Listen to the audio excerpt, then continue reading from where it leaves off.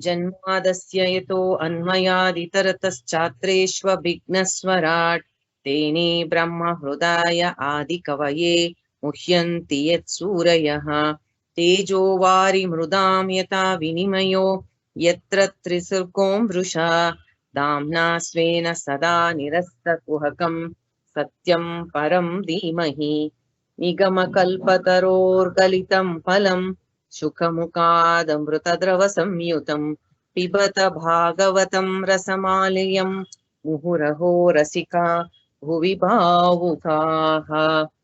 भीष्मस्तुति continue last class ಇಂದ.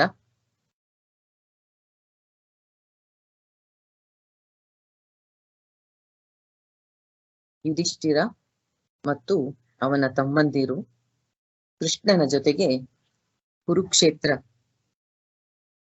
ಬರ್ತಾರೆ. ಅಲ್ಲಿ ಭೀಷ್ಮರು ಶರಶಯ್ಯೆಯಲ್ಲಿ ಮಲಗಿದ್ದಾರೆ. ಎಲ್ಲ ಋಷಿಗಳು, ಬ್ರಹ್ಮ ಋಷಿಗಳು, ದೇವ ಋಷಿಗಳು, ರಾಜ ಋಷಿಗಳು ಎಲ್ಲರೂ ಭೀಷ್ಮರ ಸುತ್ತ ನಿಂತಿರ್ತಾರೆ. ಭೀಷ್ಮರು ಎಲ್ಲರಿಗೂ ವಾಚ ಅಂದ್ರೆ ಮಾತಿಂದ ಮತ್ತು ಮನಸ್ಸಿನಿಂದ ಸ್ವಾಗತ ಮಾಡಿ ತಮ್ಮ ಎದುರಿಗೆ ನಿಂತ ಭಗವಾನ್ ವಾಸುದೇವ ಶ್ರೀಕೃಷ್ಣನನ್ನ, ಹೊರಗೆ ನಿಂತ ಅವನ ಆ ರೂಪವನ್ನ, ಒಳಗೆ ಇರ್ತಕ್ಕಂತಹ ಪರಮಾತ್ಮ ರೂಪವನ್ನ ಮನದಿಂದ ಭಕ್ತಿಯಿಂದ ಪೂಜಿಸಿದರು. ಪಾಂಡವರಿಗೆ ಬಂದ ಕಷ್ಟಗಳನ್ನು ನೆನೆದು ಭೀಷ್ಮರು ದುಃಖ ಪಡ್ತಾರೆ. ಅವರು ಮತ್ತು ಅವರ ತಾಯಿ ಕುಂತಿದೇವಿ ಎಷ್ಟು ಕಷ್ಟಗಳನ್ನ ಅನುಭವಿಸ್ಬೇಕಾಯ್ತು ಅನ್ನೋದನ್ನ ಜ್ಞಾಪಕ ಮಾಡಿಕೊಂಡು ಕೊನೆಗೆ ತಮ್ಮನ್ನೇ ತಾವು ಸಮಾಧಾನ ಮಾಡಿಕೊಂಡು ಪ್ರತಿಯೊಂದು ಜೀವನದಲ್ಲಿ ನಡೆತಕ್ಕಂತಹ ಸುಖ ದುಃಖಗಳು ಭಗವಂತನ ಒಂದು ಸಂಕಲ್ಪದಿಂದಾನೇ ಆಗತ್ತೆ. ಆದ್ದರಿಂದ ಅವನನ್ನೇ ಆಶ್ರಯಿಸಿ ನಮ್ಮ ಏನೇನು ತೊಂದರೆ ತಾಪತ್ರಯಗಳಿದೆ ಅದನ್ನ ಕಳ್ಕೋಬೇಕು ಮತ್ತು ಅವನ ಇಚ್ಛೆಯಂತೆ ಜಗತ್ತೆಲ್ಲ ನಡೆಯುತ್ತೆ ಅಂತ ತಮ್ಮನ್ನ ತಾವು ಸಮಾಧಾನ ಮಾಡಿಕೊಂಡು ಯುಧಿಷ್ಠಿರನಿಗೆ ಹೇಳ್ತಾರೆ, ಕುರುಕ್ಷೇತ್ರದಲ್ಲಿ ನಿನ್ನ ಪ್ರಜೆಗಳು ಅನಾಥರಾಗಿದ್ದಾರಪ್ಪ, ನಿನ್ನ ಮಕ್ಕಳಂತೆ ಅವರನ್ನ ಸರಿಯಾಗಿ ನೋಡ್ಕೋಬೇಕು. ಎಲ್ಲ ನಿನಗೆ ಶಕ್ತಿಯನ್ನು ಕೊಡೋದಿಕ್ಕೆ ನಿನ್ನ ಸೋದರ ಮಾವನ ಮಗ ಅಂತ ನೀನು ತಿಳ್ಕೊಂಡಿದೀಯಾ, ಆದರೆ ಅವನು ಭಗವಂತ ಶ್ರೀಕೃಷ್ಣ ನಿನ್ನ ಮುಂದೆನೆ ಯದುವಂಶದಲ್ಲಿ ಹುಟ್ಟಿದ ಹಾಗೆ ಕಾಣ್ತಾ ಇದೆ ಅವನ ಮಾಯೆಯಿಂದ. ಆದ್ರೆ ಯಾವತ್ತೂ ಡೌಟ್ ಮಾಡ್ಬೇಡ, ಅವನು ಸಾಕ್ಷಾತ್ ಭಗವಂತ ಅಂತ. ಆ ಕೃಷ್ಣ ಭಗವಂತನ ರಹಸ್ಯ ಕೆಲವರಿಗೆ ಮಾತ್ರ ಗೊತ್ತು. ಶಿವನಿಗೆ, ಕಪಿಲ ಮುನಿಗೆ, ನಾರದರಂತವರಿಗೆ ಗೊತ್ತು. ಅವನು ಎಷ್ಟೇ ಲೀಲೆಗಳನ್ನು ತೋರಿಸಿದರೂ ಮಾಯೆಯಲ್ಲಿ ಇರ್ತಕ್ಕಂತಹ ಜನ ಅವನನ್ನೊಬ್ಬ ಮಾಯಾವಿ ಅಂತ ತಿಳಿದ್ರೆ ಅಷ್ಟೇ ಹೊರತು ಅವನನ್ನ ಭಗವಂತ ಅಂತ ತಿಳಿದಿದ್ದು ಕೆಲವರಿಗೆ ಮಾತ್ರ. ಅದರ ಆ ರಹಸ್ಯ ಗೊತ್ತು ಅಂತ ಹೇಳ್ತಾರೆ. ಅವನನ್ನ ನೀನು ನಿನ್ನ ಸೋದರ ಮಾವನ ಮಗ, ನಿನ್ನ ಒಂದು ಆಪ್ತ ಬಂಧು ಅಂತ ತಿಳಿದಿದ್ದೀಯಾ, ಆದರೆ ಅವನನ್ನ ಶಾಂತಿ ದೂತನಾಗಿ ದುರ್ಯೋಧನನ ಸಭೆಗೆ ಕಳಿಸ್ದೆ. ಆಮೇಲೆ ನಿಮ್ಮ ರಥದ ಸಾರಥಿಯಾಗಿ ಅರ್ಜುನ ಮಾಡಿಕೊಂಡ. ಆದರೆ ಯಾವ ಕೆಲಸವನ್ನು ಮಾಡೋದಕ್ಕೆ ಭಗವಂತ ಎಂತಹದೇ ರೋಲ್ ಕೊಟ್ರು ಮಾಡಕ್ಕೆ ಸಿದ್ಧನಾಗಿದ್ದ. ಅವನ ಒಂದು ಮಹಿಮೆ, ಅವನ ಗ್ರೇಟ್ನೆಸ್ ನ ನೋಡು. ಅವನು ಮಾಯೆ ಅವನನ್ನು ಯಾವ ರೀತಿಯಿಂದಲೂ ಅವನನ್ನ ಬಂಧನ ಮಾಡಕ್ಕಾಗಲ್ಲ. ಮಾಯೆಯ ಲವಲೇಶವು ಅವನಲ್ಲಿ ಇಲ್ದೇ ಇರೋದ್ರಿಂದ, ಅಜ್ಞಾನ ಅವನಲ್ಲಿ ಇಲ್ದೇ ಇರೋದ್ರಿಂದ ಅವನಲ್ಲಿ ಅಹಂಕಾರ ಇಲ್ಲ. ಆದ್ದರಿಂದ ಎಲ್ಲರ ಅಂತರಾತ್ಮನಾದ ಭಗವಂತ ಎಂತಹದೇ ತನ್ನ ಭಕ್ತರಿಗಾಗಿ ಎಂತಹದೇ ಕೆಲಸಗಳನ್ನು ಮಾಡೋದಕ್ಕೆ ಅವನು ಸಿದ್ಧನಾಗಿರ್ತಾನೆ. ಇದೆಲ್ಲ ಲಾಸ್ಟ್ ಕ್ಲಾಸ್ ಅಲ್ಲೇ ನೋಡಿದೀವಿ ನಾವು, ಅದರಿಂದ ಬೇಗ ಬೇಗ ಹೇಳ್ಕೊಂಡು ಹೋಗ್ತಾ ಇದ್ದೀನಿ.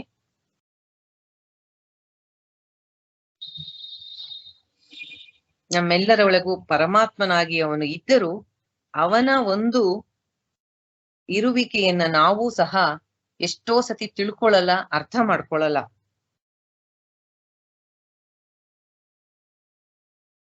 ಮತ್ತೆ ನನ್ನ ಮೇಲೆ ಎಷ್ಟು ಕರುಣೆ ತೋರಿಸಿ ನನಗೆ ಬರೋಕ್ಕೆ ಆಗಲ್ಲ ಅಂತ ನಾನು ಶರಶೈಯಲ್ಲಿ ಮಲಗಿದ್ದೀನಿ, ನನಗೆ ಎದ್ದು ಓಡಾಡಕ್ಕೆ ಆಗಲ್ಲ. ಅದಕ್ಕೆ ನನ್ನನ್ನು ನೋಡ್ಬೇಕಾದ್ರೆ ನಾನು ಪ್ರಾಣ ಬಿಡುವ ಈ ಸಮಯದಲ್ಲಿ ಅವನು ಎಷ್ಟು ನನ್ನ ಮೇಲೆ ಕರುಣೆ ತೋರಿಸಿ ಬಂದು ನನ್ನ ಎದುರುಗಡೆ ನಿಂತಿದ್ದಾನೆ, ನಂಗೆ ಆಶೀರ್ವಾದ ಮಾಡ್ತಾ ಇದ್ದಾನೆ. ಇದಕ್ಕಿಂತ ಭಗವಂತನ ಕರುಣೆ ನಾನು ಏನು ಎಷ್ಟು ಅವನ ಮಹಿಮೆಯನ್ನ ಹೇಳಲಿ ಅಂತ ಭೀಷ್ಮರು ಹೇಳ್ತಾರೆ.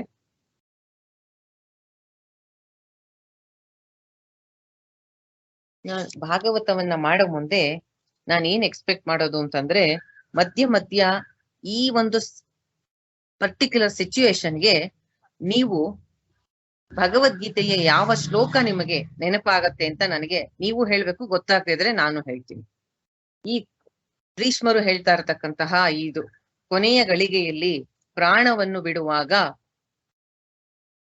ಭಗವಂತನ ಸ್ಮರಣೆ ಆಗಬೇಕು, ಅವನ ದರ್ಶನ ಆಗ್ತಾ ಇದೆ ನನಗೆ ಅಂತ ಅವ್ರು ಹೇಳ್ತಾ ಇರ್ಬೇಕಾರೆ ಭಗವದ್ಗೀತೆಯ ಯಾವ ಶ್ಲೋಕ ಸೂಟ್ ಆಗತ್ತೆ ಅಂತ ಹೇಳಿದ್ದೆ? ಅಂತಕಾಲೇ ಚ ಮಾಮೇವ ಸ್ಮರನ್ ಮುಕ್ತ್ವ ಕಲೇವರಂ ಯಃ ಪ್ರಯಾತಿ ಸ ಮದ್ಭಾವಂ ಯಾತಿ ನಾಸ್ಯತ್ರ ಸಂಶಯಃ. ಅಂತಕಾಲೇ ಚ ಮಾಮೇವ ಸ್ಮರನ್, ಅಂತ್ಯ ಕಾಲದಲ್ಲಿ ನನ್ನ ಸ್ಮರಣೆ ಬರಬೇಕು. ಮುಕ್ತ್ವ ಕಲೇವರಂ, ದೇಹವನ್ನು ಬಿಡಬೇಕಾದ್ರೆ.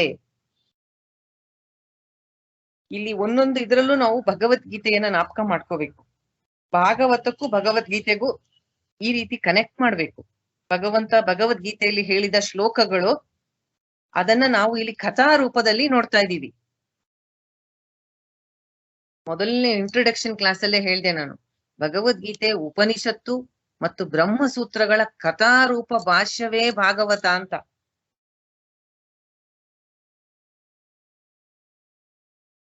ಅಂತಹ ಭಗವಂತನ ದರ್ಶನವಾದರೆ ಪುನರ್ಜನ್ಮವಿಲ್ಲ. ಭೀಷ್ಮರು ಒಂದು ರಿಕ್ವೆಸ್ಟ್ ಮಾಡ್ತಾರೆ ಅವಾಗ, ಕೃಷ್ಣ ಸ್ವಲ್ಪ ಹೊತ್ತು ನನ್ನ ಕಣ್ಣು ಮುಂದೆ ನಿಂತ್ಕೊಳ್ಳಪ್ಪ, ನಾನು ನಿನ್ನ ಮನಸ್ಸಿನ ತುಂಬಾ ಕಣ್ಣಿನ ತುಂಬಾ ನಿನ್ನನ್ನ ತುಂಬ್ಕೋತೀನಿ, ಸ್ವಲ್ಪ ಹೊತ್ತು ನನ್ನ ಮುಂದೆ ನಿಂತ್ಕೋ ಅಂತ ಹೇಳ್ತಾರೆ. ಅದೇ ಸಮಯಕ್ಕಾಗಿ ಕಾದಿದ್ದು ಯುಧಿಷ್ಠಿರ ತನ್ನ ಪ್ರಶ್ನೆಗಳನ್ನ ಕೇಳ್ತಾನೆ. ಅವನ ಮನಸ್ಸಿನಲ್ಲಿ ಎಷ್ಟೋ ದುಃಖಗಳಿರುತ್ತಲ್ಲ, ಅದನ್ನೆಲ್ಲ ಕೇಳ್ಕೊತಾನೆ.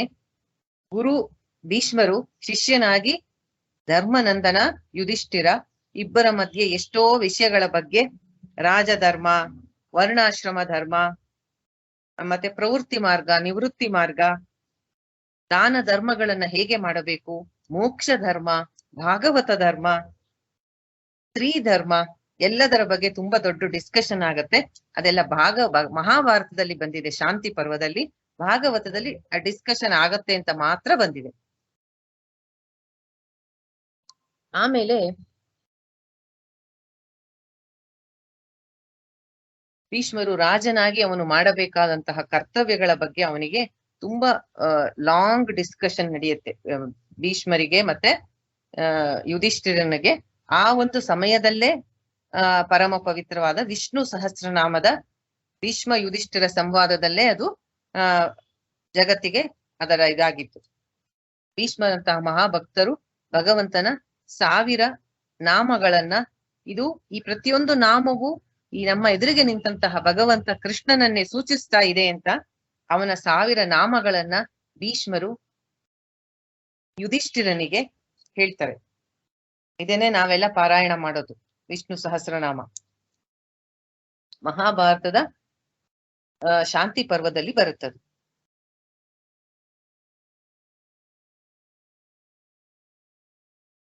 ಇದೆಲ್ಲ ಭಗವಂತ ಲೀಲೆಯನ್ನ ರಚಿಸಿತ್ತು. ಭೀಷ್ಮರ ಒಂದು ಗ್ರೇಟ್ನೆಸ್ ನ, ಅವರ ಮಹಾತ್ಮೆಯನ್ನ, ಅವರ ಜ್ಞಾನವನ್ನ ಜಗತ್ತಿಗೆ ತೋರಿಸಿಕೊಡಕ್ಕೋಸ್ಕರ ಭೀಷ್ಮರ ಯುಧಿಷ್ಠಿರನ ಒಂದು ಈ ಮೀಟಿಂಗು, ಈ ಅರೇಂಜ್ಮೆಂಟು ಕೃಷ್ಣನನ್ನು ಅದ್ಭುತ ಕರ್ಮಣಃ ಅಂತಾರೆ. ಅವನು ಇದನ್ನು ಮಾಡಿದ್ದು ಭೀಷ್ಮರ ಜ್ಞಾನವನ್ನ ಯುಧಿಷ್ಠಿರನ ಮೂಲಕ ಜಗತ್ತಿಗೆ ತಿಳಿಸೋಕೋಸ್ಕರ.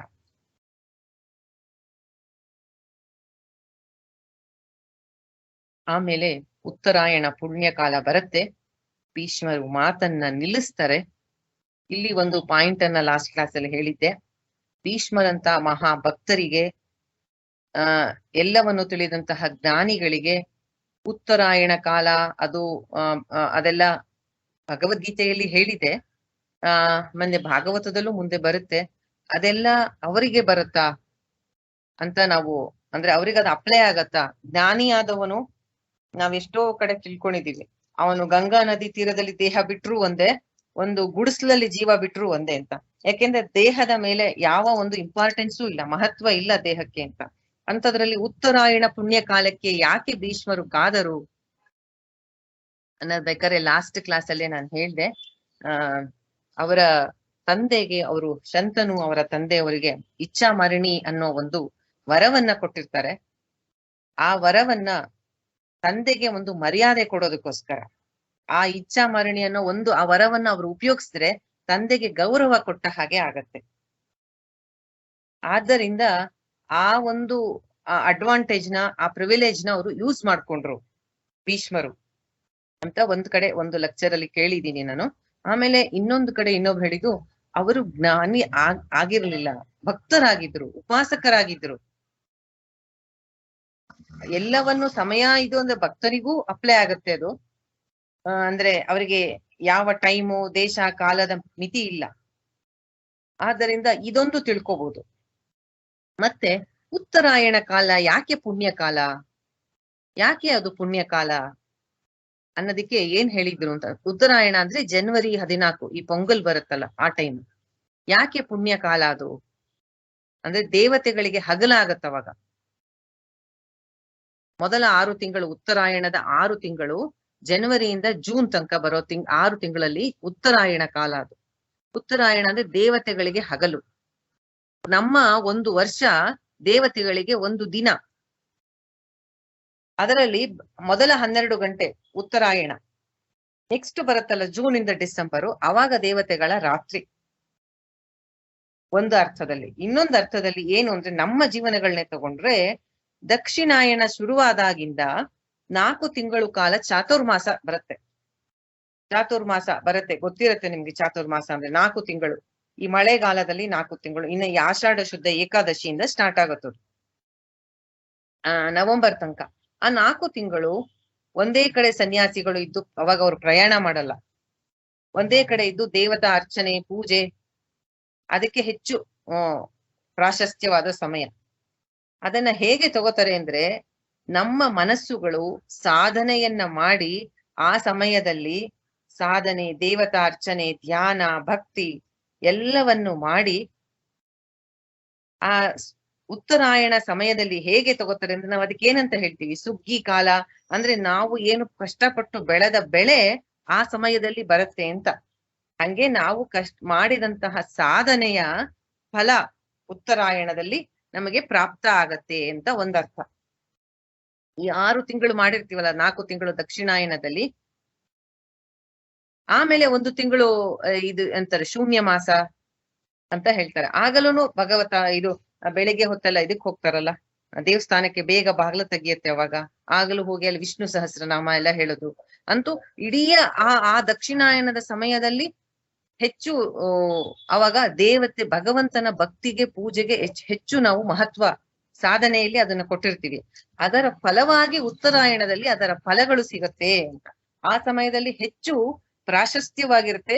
ಅದರ ಫಲಗಳನ್ನ 6 ತಿಂಗಳು ಪಟ್ಟಿರ್ತಾರಲ್ಲ, ಅದರ ಕಷ್ಟ ಅಂದ್ರೆ ಸಾಧನೆ. ಆದ್ದರಿಂದ ಉತ್ತರಾಯಣ ಕಾಲ ಪುಣ್ಯ ಕಾಲ ಅಂತ ಹೇಳ್ತಾರೆ. ಅದಕ್ಕಾಗಿ ಭೀಷ್ಮರು ಕಾಯ್ತಿದ್ರು ಅಂತ. ಮನಸ್ಸಿನ ಯುಧಿಷ್ಠಿರನ ಹತ್ರ ಮಾತಾಡ್ತಾ ಇದ್ದಂತಹ ಭೀಷ್ಮರು ಕಂಪ್ಲೀಟ್ ಸೈಲೆಂಟ್ ಆಗ್ತಾರೆ. ಉತ್ತರಾಯಣ ಕಾಲ ಬರುತ್ತೆ, ಅವರು ಮನಸ್ಸನ್ನ ಎಲ್ಲ ಕಡೆಯಿಂದ ಒಳಗೆ ಎಳ್ಕೋತಾರೆ. ಇಂದ್ರಿಯಗಳು ತನ್ನ ಚಲನೆಯನ್ನ ನಿಲ್ಲಿಸತ್ತೆ. ಅವರ ಮನಸ್ಸೆಲ್ಲ ಆದಿಪುರುಷನಾದ ಪರಮಾತ್ಮನಲ್ಲಿ ನಿಲ್ಲತ್ತೆ. ಭೀಷ್ಮರು ಕೃಷ್ಣನನ್ನ ನೋಡ್ತಾರೆ, ಕೃಷ್ಣ ಭೀಷ್ಮರನ್ನ ನೋಡ್ತಾನೆ. ಆಗ ಒಂದು ಅಮೋಘವಾದ ಘಟನೆ ನಡೆಯುತ್ತೆ. ಅವರ ಇಡೀ ದೇಹ ಶರಶಯೆಯಲ್ಲಿ ಮಲಗಿರ್ತಾರೆ. ಜ್ಞಾಪಕ ಮಾಡ್ಕೊಳ್ಳಿ, ಒಂದೊಂದು ಬಾಣವು ಅವರ ದೇಹವನ್ನ ಒಳಗಿನಿಂದ ಚುಚ್ಚಿ ಈ ಕಡೆಯಿಂದ ಆ ಕಡೆಗೆ ಆಚೆ ಬಂದಿರುತ್ತೆ. ಎಷ್ಟು ನೋವನ್ನ ಅನುಭವಿಸ್ತಾ ಇರ್ತಾರ ಅವರು. ಆದರೆ ಭೀಷ್ಮರ ದೃಷ್ಟಿ ಕೃಷ್ಣನ ಮೇಲೆ, ಕೃಷ್ಣನ ದೃಷ್ಟಿ ಭೀಷ್ಮರ ಮೇಲೆ ಆದಾಗ ಅವರ ನೋವೆಲ್ಲ ಸಂಪೂರ್ಣವಾಗಿ ನಾಶವಾಗತ್ತೆ. ಯಾವ ನೋವಿನ ಅರಿವೂ ಆಗಲ್ಲ ಅವ್ರಿಗೆ. ಇಂತಹ ಒಂದು ಸ್ಥಿತಿ ಎಷ್ಟು ದಿನದಿಂದ ನೋವು ಅನುಭವಿಸ್ತಾ ಇರ್ತಾರೆ. ಯಾವಾಗ ಕೃಷ್ಣನ ದೃಷ್ಟಿ ಅವರ ಮೇಲೆ ಆಗತ್ತೆ, ಆಗ ಆ ದೇಹ ನೋವಿನ ಸಂಪೂರ್ಣವಾಗಿ ಮುಕ್ತರಾಗ್ತಾರೆ ನೋವಿನಿಂದ. ಆಗ ಮನಸ್ಸು, ಯಾವಾಗ ನೋವಿಲ್ಲ ದೇಹಕ್ಕೆ, ಮನಸ್ಸು ಆಚೆ ಈಚೆ ನಲಿಸ್ತಾ ಇಲ್ಲ, ಭಗವಂತನನ್ನೇ ನೋಡ್ತಾ ಇದೆ ಮನಸ್ಸು, ಇಂದ್ರಿಯಗಳು ನಿಂತಿದೆ, ಅಲ್ಲಿ ಇಲ್ಲಿ ಹರಿದಾಡದೆ. ಯಾವಾಗ ಮನಸ್ಸು ಒಂದೇ ಕಡೆ ನಿಂತಿದೆ, ದೇಹಕ್ಕೆ ನೋವಿಲ್ಲ, ಆಗ ಶಾಂತವಾದ ಸ್ಥಿತಿ, ಆನಂದದ ಸ್ಥಿತಿಯನ್ನ ಅವರು ಅನುಭವ ಮಾಡ್ತಾರೆ. ಆ ಸಮಯದಲ್ಲೇ ಅಂತಹ ಶಾಂತವಾದ ಮನಸ್ಸಿನಲ್ಲಿ ಬಂದಂತದ್ದೇ ಈ ಭೀಷ್ಮ ಸ್ತುತಿ.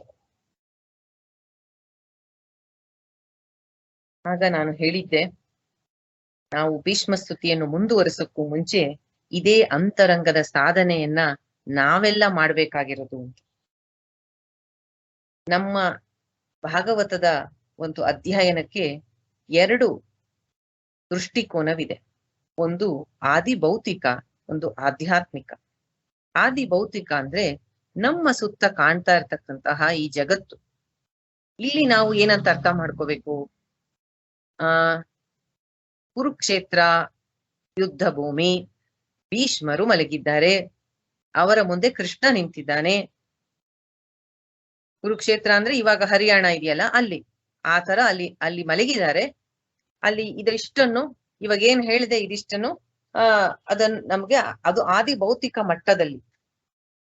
ಆಧ್ಯಾತ್ಮಿಕ ಮಟ್ಟದಲ್ಲಿ ಈ ಒಂದೊಂದು ಘಟನೆಯಿಂದ ನಾನು ಕಲಿಯಬೇಕಾದದ್ದು ಏನು, ನಾನು ಅರ್ಥ ಮಾಡ್ಕೋಬೇಕಾದದ್ದು ಏನನ್ನ, ಮಹಾತ್ಮರು ಜ್ಞಾನಿಗಳು ಈ ವಿಷಯವಾಗಿ ಏನನ್ನ ಹೇಳ್ತಾರೆ ಅದನ್ನ ನಾನ್ ತಿಳ್ಕೋಬೇಕು. ಆಧ್ಯಾತ್ಮಿಕ ಅಂದ್ರೆ ನಾನು, ನನ್ನ ದೇಹ, ಮನಸ್ಸು, ಬುದ್ಧಿ, ನನ್ನ ಮೈಂಡ್ ಲೆವೆಲ್ ಅಲ್ಲಿ, ನನ್ನ ದೇಹದ ಲೆವೆಲ್ ಅಲ್ಲಿ ನಾನು ಇದನ್ನ ಅರ್ಥ ಮಾಡ್ಕೊಂಡು ನನ್ನ ಜೀವನಕ್ಕೆ ಹೇಗೆ ಅಳವಡಿಸ್ಕೋಬೇಕು. ಆಗ ಹೇಳಿದ್ದೆ, ಚತುರ್ಭುಜ ರೂಪ ಭಗವಂತನದು, ಶಂಖ ಚಕ್ರ ಗದಾ ಪದ್ಮ. ಅದರ ಅರ್ಥ ಏನು, ಸಿಂಬಲ್ ಏನು ಅಂತ ಹೇಳಿದ್ದೆ. ಶಂಖ ಅಂದರೆ ನಮಗೆ ಅವನು ತನ್ನ ದಿವ್ಯ ನಾದದಿಂದ ನಮ್ಮನ್ನು ಗೈಡ್ ಮಾಡ್ತಾ ಇದ್ದಾನೆ. ಹೀಗೆ ಧರ್ಮದ ದಾರಿಯಲ್ಲಿ ನಡಿ ಮಗು, ಸತ್ಯದ ದಾರಿಯಲ್ಲಿ ನಡಿ, ಧರ್ಮದ ದಾರಿಯಲ್ಲಿ ನಡಿ. ಅವನ ಪಾಂಚಜನ್ಯ, ಅವನ ಗದೆಯಿಂದ ನಾವು ನಡೆಯುವ ದಾರಿಯಲ್ಲಿ ಸ್ವಲ್ಪ ಎಡವಟ್ಟಾಗಿ ನಾವು ಆ ಕಡೆ ಈ ಕಡೆ ಆದಾಗ ಸ್ಲೈಟ್ ಆಗಿ ನಮಗೆ ಪರಿಸ್ಥಿತಿಗಳನ್ನ ತಂದು ಎಚ್ಚರಿಕೆ ಕೊಡ್ತಾನೆ, ಧರ್ಮದ ದಾರಿಯಲ್ಲಿ ನಡಿ ಅಂತ. 3ನೇದು ಚಕ್ರ, ಸುದರ್ಶನ ಚಕ್ರ. ನಮ್ಮ ಮನಸ್ಸಿನಲ್ಲಿ ಇರ್ತಕ್ಕಂತಹ ನೆಗೆಟಿವ್ ಎಮೋಷನ್ಸ್, ಕಾಮ, ಕ್ರೋಧ, ಲೋಭ, ಮೋಹ, ಮದ, ಮಾತ್ಸರ್ಯ, ಅದನ್ನ ನಾಶ ಮಾಡಿಸ್ತಾರೆ.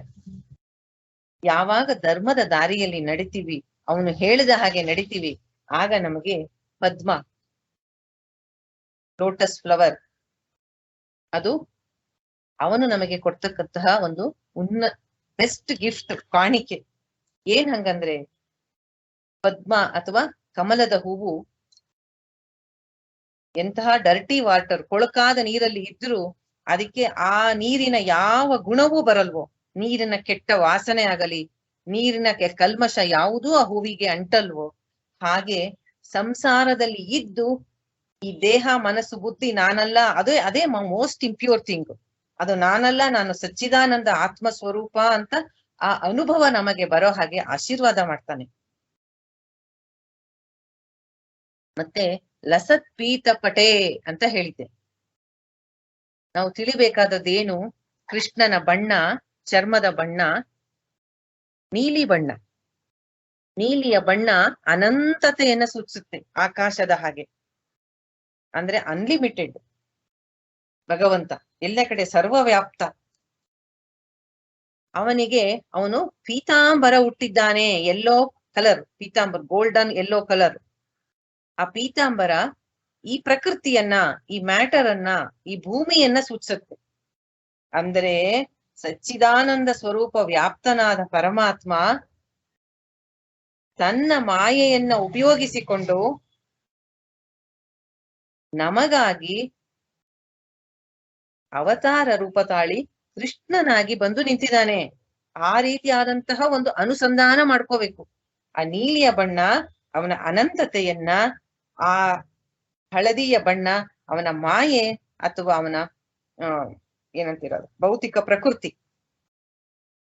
ಭೌತಿಕ ಪ್ರಕೃತಿಯಿಂದ ತನ್ನನ್ನು ತಾನು ಒಂದು ಅಂದ್ರೆ ನಿರಾಕಾರ ನಿರ್ಗುಣ ಬ್ರಹ್ಮ ಸಾಕಾರ ಸಗುಣ ಬ್ರಹ್ಮನಾಗಿ ನಮ್ಮ ಕಣ್ಣ ಮುಂದೆ ಈ ರೀತಿಯಾಗಿ ಕಾಣ್ತಾ ಇದ್ದಾನೆ ಅಂತ ತಿಳ್ಕೋಬೇಕು.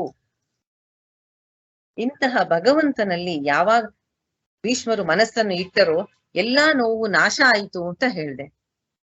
ಅಂದ್ರೆ ಕುರುಕ್ಷೇತ್ರ ಯುದ್ಧ ಭೂಮಿಗೆ ಬಂದಾಗ ಮಾತ್ರ ಕೃಷ್ಣ ನೋಡದ್ನ ಭೀಷ್ಮರನ್ನ? ಹಾಗಲ್ಲ ಅರ್ಥ. ಸರ್ವವ್ಯಾಪ್ತ ಸರ್ವ ಅಂತರಾತ್ಮ ಸದಾ ಅವನು ನೋಡ್ತಿರ್ತಾನೆ ನಮ್ಮನ್ನ. ನಮಗೆ ಅವನ ಮೇಲೆ ಗಮನ ಇಲ್ಲ. ನಮ್ಮಲ್ಲಿ ಯಾವ ಸಾಧನೆ ಇಲ್ಲ, ಸೆಲ್ಫ್ ಎಫರ್ಟ್ ಇಲ್ಲ ಅವನ ದರ್ಶನ ಮಾಡೋದಿಕ್ಕೆ. ಅವನ ಕೃಪೆ ಸದಾ ಎಲ್ಲರ ಮೇಲೂ ಯಾವಾಗ್ಲೂ ಇರುತ್ತೆ. ಅದನ್ನ ನೋಡಿ ತಿಳಿದುಕೊಂಡು ಅರ್ಥ ಮಾಡಿಕೊಂಡು ಅವನ ಕಡೆ ತಿರುಗಿ ನೋಡುವಂತಹ ಯೋಗ್ಯತೆಯನ್ನ ಭೀಷ್ಮರಿಗೆ ಆ ಕ್ಷಣದಲ್ಲಿ ಬಂತು. ನಮಗೂ ಹಾಗೆ ಬಂದಾಗ ನಾವು ಉದ್ಧಾರ ಆಗ್ತೀವಿ. ಅದರ ಅರ್ಥ ಏನು? ಆತ್ಮನ್ಯೇವ ಆತ್ಮ ಪಶ್ಯತಿ ಅಂತ ಭಗವದ್ಗೀತೆಯಲ್ಲಿ ಬರುತ್ತೆ. ಆತ್ಮನನ್ನು ಆತ್ಮ ನೋಡಿದ ಅಂತ. Consciousness is seeing the consciousness ಅಂತ. ಯಾವಾಗ ನಾನು ದೇಹವಲ್ಲ, ಮನವಲ್ಲ, ಬುದ್ಧಿ ಅಲ್ಲ, ಚೈತನ್ಯ ಸ್ವರೂಪಿ ಆತ್ಮ ಅಂತ ತಿಳ್ಕೊತೀನಿ, ಆಗ ದೇಹದ ಮೇಲಿನ ಗಮನ ಹೋಯ್ತು. ಆದ್ರಿಂದ ಆ ದೇಹಕ್ಕೆ ಆಗ್ತಾ ಇರೋ ನೋವು ನನ್ನದಲ್ಲ ಅಂತ ನನಗೆ ಗೊತ್ತಾಯ್ತು.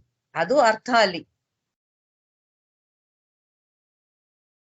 ಮತ್ತೆ ಇನ್ನೊಂದು ಹೇಳಿದೆ, ಭೀಷ್ಮರು ಶರಶಯ್ಯೆಯಲ್ಲಿ ಮಲಗಿದ್ದಾರೆ.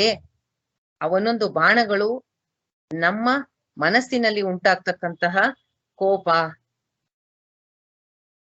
ಹೊಟ್ಟೆ ಕಿಚ್ಚು, ದ್ವೇಷ, ಅದು ಒಂದೊಂದು ಬಾಣಗಳ ತರಹ ಮನಸ್ಸಲ್ಲಿ ಉಂಟಾಗ್ತಕ್ಕಂತಹ ಕೆಟ್ಟ ಭಾವನೆಗಳು ಅಥವಾ ನೆಗೆಟಿವ್ ಎಮೋಷನ್ಸ್. ಅದು ಅವ್ರ ದೇಹವನ್ನು ಚುಚ್ಚಿದೆಯಲ್ಲ ಬಾಣಗಳು. ಹಾಗೆ ನಾನು ಎಷ್ಟು ನನ್ನನ್ನ ನಾನು ಈ ದೇಹ ಅಂತ ಐಡೆಂಟಿಫೈ ಮಾಡ್ಕೋತೀನಿ, ಅಲ್ಲಿಯವರೆಗೂ ನಾನು ಈ ಸಂಸಾರದಲ್ಲಿದ್ದು ಸಫರ್ ಆಗ್ತಾನೆ ಇರ್ತೀನಿ. ಅಂದ್ರೆ ಅವರಿಗೆ ಬಾಣಗಳು ದೇಹ ಚುಚ್ಚಿದೆಯಲ್ಲ, ಹಾಗೆ ನಮಗೆ ನಮ್ಮ ಮನಸ್ಸಲ್ಲಿ ಇರ್ತಕ್ಕಂತಹ ನೆಗೆಟಿವ್ ಎಮೋಷನ್ಸ್ ನಮ್ಮನ್ನ ಈ ಸಂಸಾರಕ್ಕೆ ಕಟ್ಟಿ ಹಾಕಿ ನಮ್ಮನ್ನ ಸಫರ್ ಮಾಡುವಂಗೆ ಮಾಡ್ತಾನೆ ಇರುತ್ತೆ. ಮತ್ತೆ ಇನ್ನೊಂದು ಪಾಯಿಂಟ್ ಹೇಳಿದೆ ಲಾಸ್ಟ್ ಕ್ಲಾಸ್ ಅಲ್ಲಿ, ಅಧರ್ಮ ಜೊತೆಯಾಗಿ ದುರ್ಯೋಧನನಿಗೆ ಸಹಾಯ ಮಾಡ್ತಾ ನಿಂತ್ಕೊಂಡ್ರು. ಅವರ ಪ್ರತಿಜ್ಞೆಗೋಸ್ಕರ ನಿಂತರು, ಆದರೂ ದುರ್ಯೋಧನನಿಗೋಸ್ಕರ ನಿಂತರು. ಅಧರ್ಮದ ಪರವಾಗಿ ಯುದ್ಧ ಮಾಡಿದ್ರು. ಅದಕ್ಕಾಗಿ ಶರಶಯ್ಯೆ ಬಂತು ಅಂತ. ಹಾಗೆ ನಾವು ಜೀವನದಲ್ಲಿ ಯಾವತ್ತು ಸ್ಪಿರಿಚುಯಾಲಿಟಿನ ನೆಗ್ಲೆಕ್ಟ್ ಮಾಡ್ತೀವಿ, ಆಧ್ಯಾತ್ಮವನ್ನ ನಿರ್ಲಕ್ಷ್ಯ ಮಾಡ್ತೀವಿ, ಅಲಕ್ಷ್ಯ ಮಾಡ್ತೀವಿ, ಆಗ ನಾವು ಖಂಡಿತ ಸಫರ್ ಆಗ್ತೀವಿ.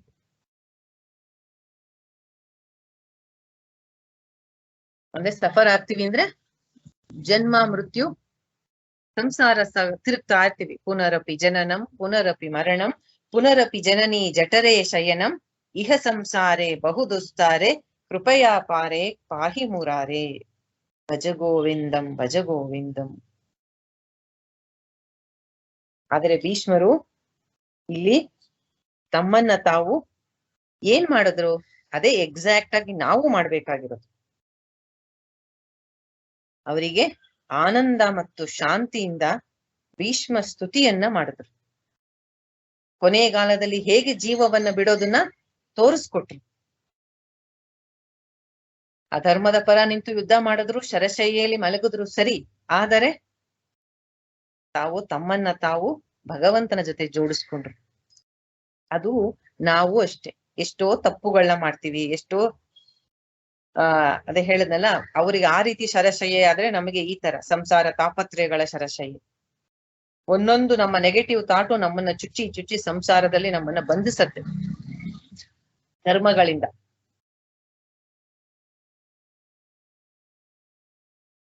ಅವರ ಹಾಗೆ ನಾವು ಭಕ್ತಿ ಮಾಡೋದನ್ನ, ಭಗವಂತನ ಸ್ಮರಣೆ ಮಾಡೋದನ್ನ ಕಲ್ತ್ಕೊಂಡ್ರೆ ಎಲ್ಲ ಪ್ರಾರಬ್ಧ ಕರ್ಮಗಳಿಂದ ಪಾರಾಗ್ತೀವಿ.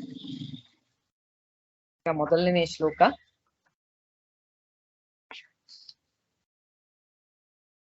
ಭೀಷ್ಮ ಸ್ತುತಿ 1.9.32 ಬುಕ್ಕಲ್ಲಿ ತೆಗಿರಿ ಎಲ್ರು. ಶ್ರೀ ಭೀಷ್ಮ ಉವಾಚ इति मतिरुपकल्पिता वितृष्णा भगवती सात्वता पुङ्गवे विभूम्नि स्वसुखामुपगते क्वचिद्विहर्तुम् प्रकृते मुपेयुषि यद्भवप्रवाहः. ಭೀಷ್ಮರು ಹೇಳಿದರು. ಭೀಷ್ಮ ಉವಾಚ. ಉವಾಚ ಅಂದ್ರೆ ಹೇಳಿದರು. ಭೀಷ್ಮರು ಹೇಳಿದರು. ಈವರೆಗೆ ನಾನಾ ಬಗೆಯ ವಿಷಯಗಳಲ್ಲಿ ವೃತ್ತಿ ಧರ್ಮಗಳಲ್ಲಿ ಮಗ್ನನಾಗಿದ್ದ ನನ್ನ ಚಿಂತನೆ ಭಾವನೆ ಮತ್ತು ಇಚ್ಛಾಶಕ್ತಿಯನ್ನು ಸರ್ವಶಕ್ತನಾದ ಭಗವಂತ ಶ್ರೀಕೃಷ್ಣನಲ್ಲಿ ನೆಲೆಗೊಳಿಸುತ್ತಿದ್ದೇನೆ. ಅವನು ಸದಾ ಆತ್ಮತೃಪ್ತ. ಆದರೆ ಭಕ್ತರ ಸ್ವಾಮಿಯಾದ ಅವನು ತನ್ನಿಂದಲೇ ಸೃಷ್ಟಿಯಾದ ಲೌಕಿಕ ಪ್ರಪಂಚದಲ್ಲಿ ಕೆಲವು ಸಲ ಅವತರಿಸಿ ದಿವ್ಯ ಆನಂದವನ್ನು ಅನುಭವಿಸುತ್ತಾನೆ.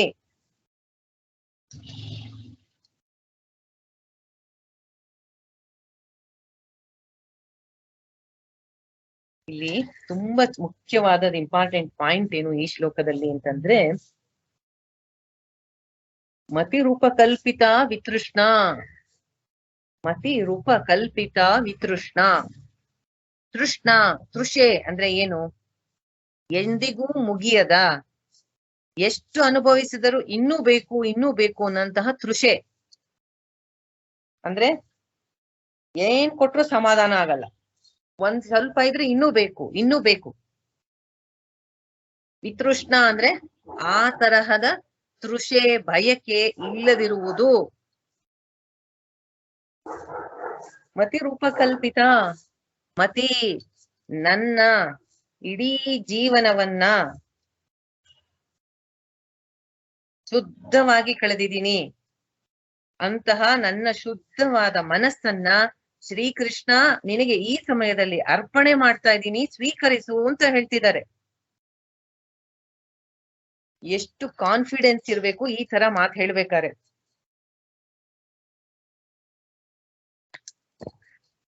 ಯಾವ ತರಹದ ಬಯಕೆ ಇಲ್ಲದ ಇಂತಹ ಶುದ್ಧ ಮನಸ್ಸನ್ನ ನಿನಗೆ ಅರ್ಪಣೆ ಮಾಡ್ತಾ ಇದ್ದೀನಿ ಭಗವಂತ, ಸ್ವೀಕರಿಸು.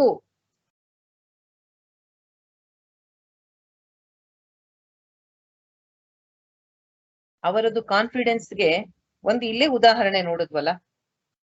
ಎಲ್ಲರೂ ಬಂದರು, ಅಷ್ಟು ನೋವಲ್ಲಿದ್ರು, ಎಲ್ಲಾ ಋಷಿಗಳನ್ನ ಸ್ವಾಗತ ಮಾಡಿದ್ರು.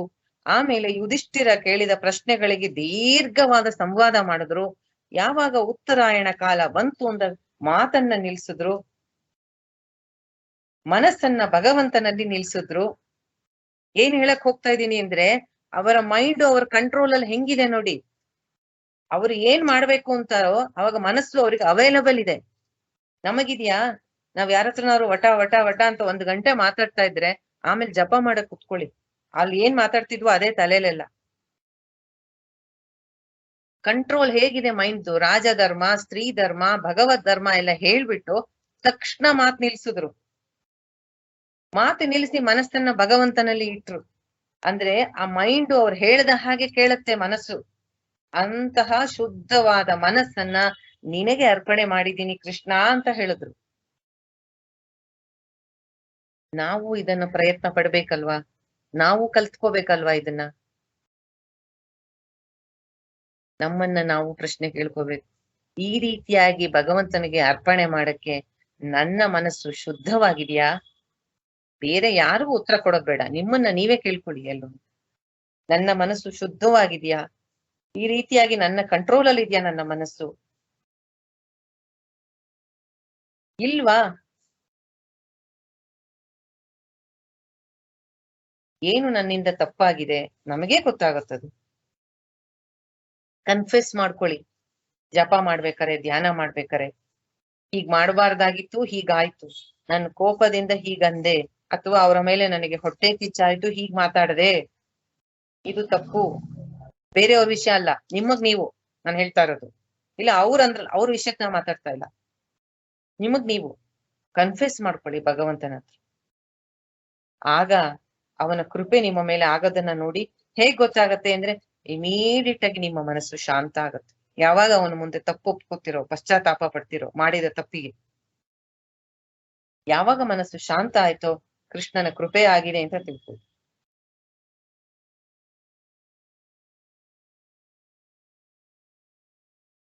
ಇದು ಮಾಡಲಿಲ್ಲ ಅಂದರೆ ಈ ರೀತಿಯಾಗಿ ಜೀವನವನ್ನ ಒಂದು ದಿನದಲ್ಲಿ ಒಂದು ಸತಿ ಮಲಗುವ ಮುಂಚೆ ಈ ರೀತಿಯಾಗಿ ಮಾಡಿ ಅವನಿಗೆ ಎಲ್ಲವನ್ನು ಅರ್ಪಿಸಿ ಇವತ್ತು ಏನೇನು ಮಾಡಿದೆ, ಏನಾದ್ರು ತಪ್ಪಾಗಿದ್ರೆ ನಾವು ನಮ್ಮ ನಿತ್ಯ ಜೀವನದಲ್ಲಿ ಹೀಗೆ ಪ್ರಯತ್ನ ಪಡ್ಬೇಕು. ಒಂದು ದಿನದಲ್ಲಿ ಮಾಡಿದ ನಮ್ಮ ಎಲ್ಲ ಕರ್ಮವನ್ನು ಭಗವಂತನಿಗೆ ಅರ್ಪಣೆ ಮಾಡ್ಬೇಕು. ತಪ್ಪೇನಾರ ಆಗಿದ್ರೆ ಕ್ಷಮಿಸಪ್ಪ, ನಂಗೆ ದಾರಿ ತೋರ್ಸು ಮುಂದಿಂದು ಅಂತ ಕೇಳ್ಕೋಬೇಕು. ದಿನಾ ರಾತ್ರಿ ಮಲ್ಕೊಳ್ಳೋ ಮುಂದೆ ಇವತ್ತಿನ ಈ ಜೀವನದ ಏನೇನ್ ಆಕ್ಟಿವಿಟಿ ಮಾಡದೆ ಬೆಳಗ್ಗಿಂದ ಸರ್ವಂ ಕೃಷ್ಣಾರ್ಪಣಮಸ್ತು ಅಂತ ಅವನಿಗೆ ಅರ್ಪಣೆ ಮಾಡಿ ಅವಾಗ ಮನಸ್ಸು ಶಾಂತ ಆಗತ್ತೆ. ಆಮೇಲೆ ಹೋಗಿ ಮಲ್ಕೋಬೇಕು.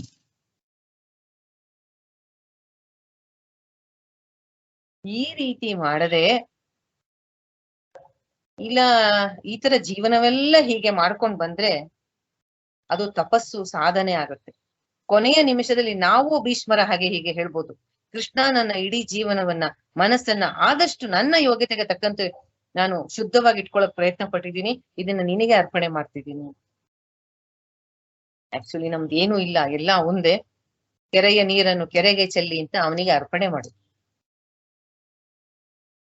ಆದರೆ ನನಗೆ ಬೇಕಾ ಆದ ಹಾಗೆ ನಾನು ಜೀವನವೆಲ್ಲ ಕಳೆದ್ಬಿಟ್ಟು no control over the mind, ನನಗಿಷ್ಟ ಬಂದಂಗೆ ಇದ್ದು ಕೊನೆಗೆ ಅಜಮಿಳಂಗಾಗ್ಲಿಲ್ವಾ ಮಾತಾಜಿ? ಯಾಕೆ ಮೊದ್ಲಿಂದ ಕಷ್ಟ ಪಡ್ಬೇಕು? ಕೊನೆಗೆ ಅನ್ನಲ್ಲ ನಾರಾಯಣ ಅಂತ.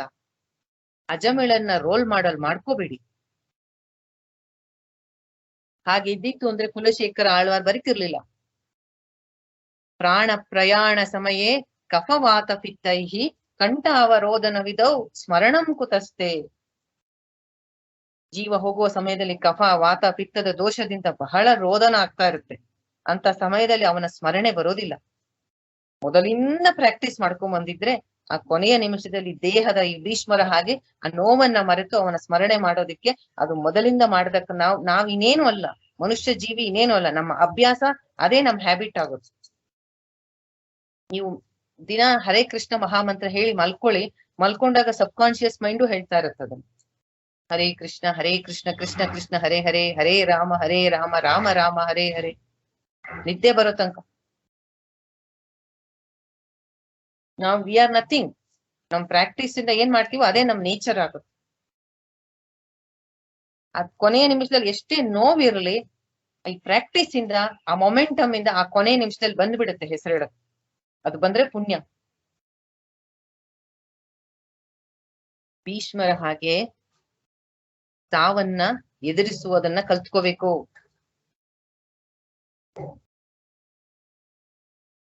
33-34ನೇ ಶ್ಲೋಕ ಬುಕ್ ಇಟ್ಕೊಂಡಿದ್ದೀರಾ? ಯಾರಾದ್ರೂ ಓದ್ತೀರಾ? ನಾನು ಫಸ್ಟ್ ಒನ್ ಓದಿದ್ದೀನಿ, 33-34.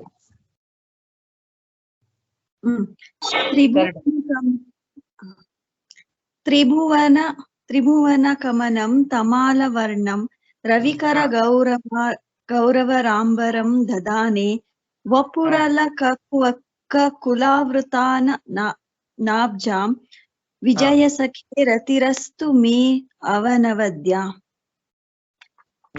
ನೆಕ್ಸ್ಟ್ ಒನ್ ಟ್ರಾನ್ಸ್ಲೇಷನ್ ಓದು. ಶ್ರೀಕೃಷ್ಣ ಅರ್ಜುನನ ಪ್ರಾಣ ಸ್ನೇಹಿತ. ಅವನು ತಮಾಲ ವೃಕ್ಷದ ನೀಲ ಛಾಯೆಯನ್ನು ಹೋಲುವ ದಿವ್ಯ ಶರೀರದಲ್ಲಿ ಈ ಭೂಮಿಯ ಮೇಲೆ ಅವತರಿಸಿದ್ದಾನೆ. ಅವನ ದೇಹವು ಊರ್ಧ್ವ, ಮಧ್ಯ ಮತ್ತು ಅಧಮ ಎಂಬ ತ್ರಿಭುವನಗಳಲ್ಲಿ ಪ್ರತಿಯೊಬ್ಬರನ್ನೂ ಆಕರ್ಷಿಸುತ್ತದೆ. ಅವನ ಥಳಥಳಿಸುವ ಪೀತಾಂಬರ, ಶ್ರೀ ಚಂದನ ಲೇಪಿತವಾದ ಮುಖ ಕಮಲ ನನ್ನ ಆಕರ್ಷಣೆಯ ವಸ್ತುವಾಗಲಿ. ನಾನು ಯಾವ ಕಾಮ್ಯ ಫಲಗಳನ್ನೂ ಬಯಸದಂತಾಗಲಿ. 34th one. ಯುಧಿ ತುರಗರ ಜೋವಿ ಧೂಮ್ರ ವಿಶ್ವಕ್ ಕಚಲು ಲಲಿತ ಶ್ರಮವಾರ್ಯಲಂಕೃತಾಸ್ಯೆ ಮಮ ನಿಶಿತ ಶರೈರ್ವಿಭಿದ್ಯಮಾನ ತ್ವಚಿ ವಿಲಸತ್ಕವಚೇ ಅಸ್ತು ಕೃಷ್ಣ ಆತ್ಮ. Very good. ಶ್ರೀಕೃಷ್ಣ ಸ್ನೇಹಕ್ಕಾಗಿ ಅರ್ಜುನನ ಸೇವೆ ಮಾಡಿದಂತಹ ರಣರಂಗದಲ್ಲಿ ಶ್ರೀಕೃಷ್ಣನ ಹಾರಾಡುವ ತಲೆಗೂದಲು ಕುದುರೆಗಳ ಕರಪುಟದಿಂದೆದ್ದ ಧೂಳಿನಿಂದಾಗಿ ಬೂದು ಬಣ್ಣಕ್ಕೆ ತಿರುಗಿತ್ತು. ಶ್ರಮದಿಂದಾಗಿ ಸ್ವೇದ ಬಿಂದುಗಳು ಅವನ ಮುಖವನ್ನು ತೋಯಿಸಿದ್ದವು. ನನ್ನ ಮೊನಚಾದ ಬಾಣಗಳಿಂದಾದ ಗಾಯಗಳಿಂದ ಈ ಎಲ್ಲ ಅಲಂಕಾರಗಳು ಎದ್ದು ಕಾಣುತ್ತಿದ್ದವು. ಅದನ್ನೆಲ್ಲ ಅವನು ಸಂತೋಷದಿಂದ ಅನುಭವಿಸುತ್ತಿದ್ದ. ನನ್ನ ಮನಸ್ಸು ಇಂತಹ ಕೃಷ್ಣನೆಡೆಗೆ ಸಾಗಲಿ. ಆಯ್ತು, ಥ್ಯಾಂಕ್ ಯು. ಇಲ್ಲಿ ಭೀಷ್ಮರು ಮುಂದುವರೆದು ಹೇಳ್ತಾ ಇದ್ದಾರೆ, ಯುದ್ಧ ಭೂಮಿಯನ್ನ ಜ್ಞಾಪಕ ಮಾಡ್ಕೋತಾ ಇದ್ದಾರೆ.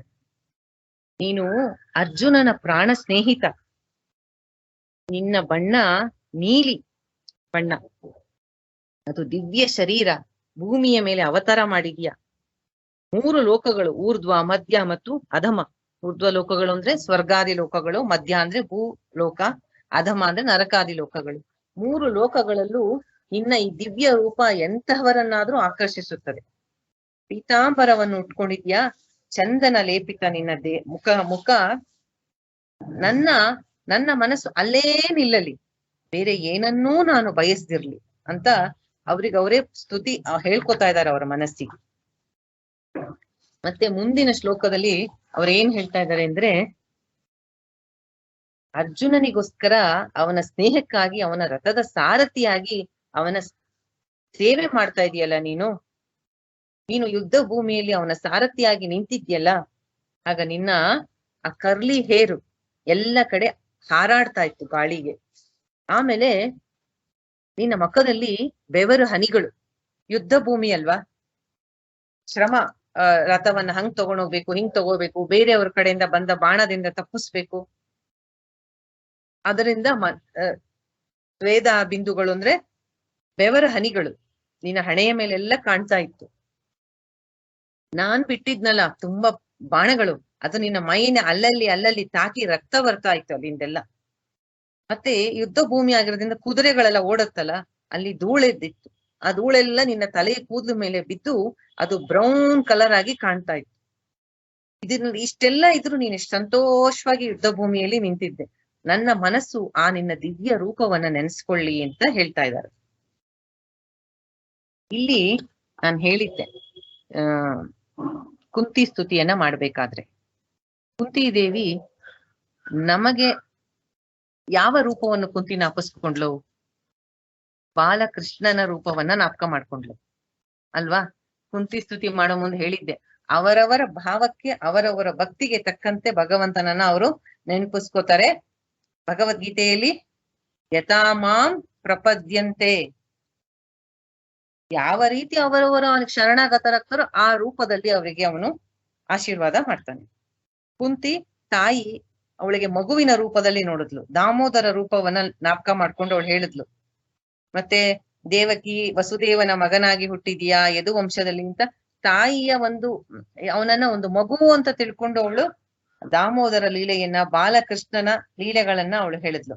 ಇಲ್ಲಿ ಭೀಷ್ಮರು ಅವರು ಯೋಧ, ಆದ್ರಿಂದ ಅವ್ರು ಹೇಳ್ತಿದ್ದಾರೆ, ನಿನ್ನ ಯುದ್ಧ ಭೂಮಿಯಲ್ಲಿ ನಿಂತಿದ್ಯಲ್ಲ ಆ ದಿವ್ಯ ರೂಪ ನನ್ನ ಮನಸ್ಸಲ್ಲಿ ಸದಾ ಇರ್ಲಿ.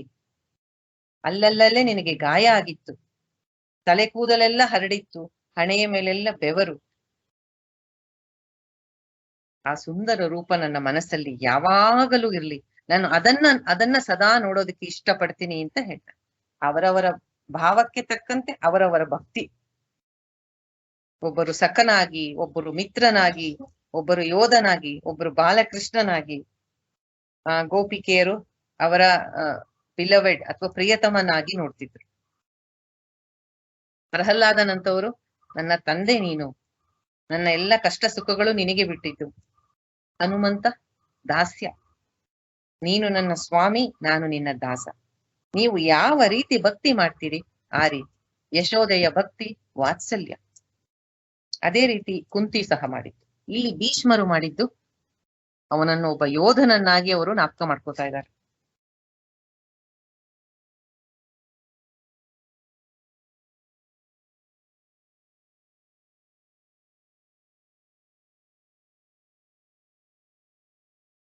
ಅಂತಹ ನಿನ್ನ ರೂಪದ ಮೇಲೆ ನನ್ನ ಮನಸ್ಸು ನಿಂತಿದೆ. 35 ಯಾರಾದ್ರೂ ಓದ್ತೀರಾ? ನಾನೇ ಓದ್ಬೇಕಾ? ಓದ್ತೀರಾ ಯಾರಾದ್ರೂ? ಸಪದಿ ಸಖಿ ವಚೋ ನಿಶಮ್ಯ ಓದ್ತೀರಾ ಯಾರಾದ್ರೂ? ಇಲ್ರಿ ಮಾತಾಜಿ.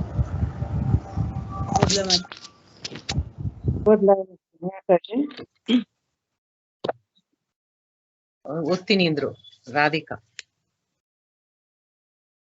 ಸರಿ ಸರಿ.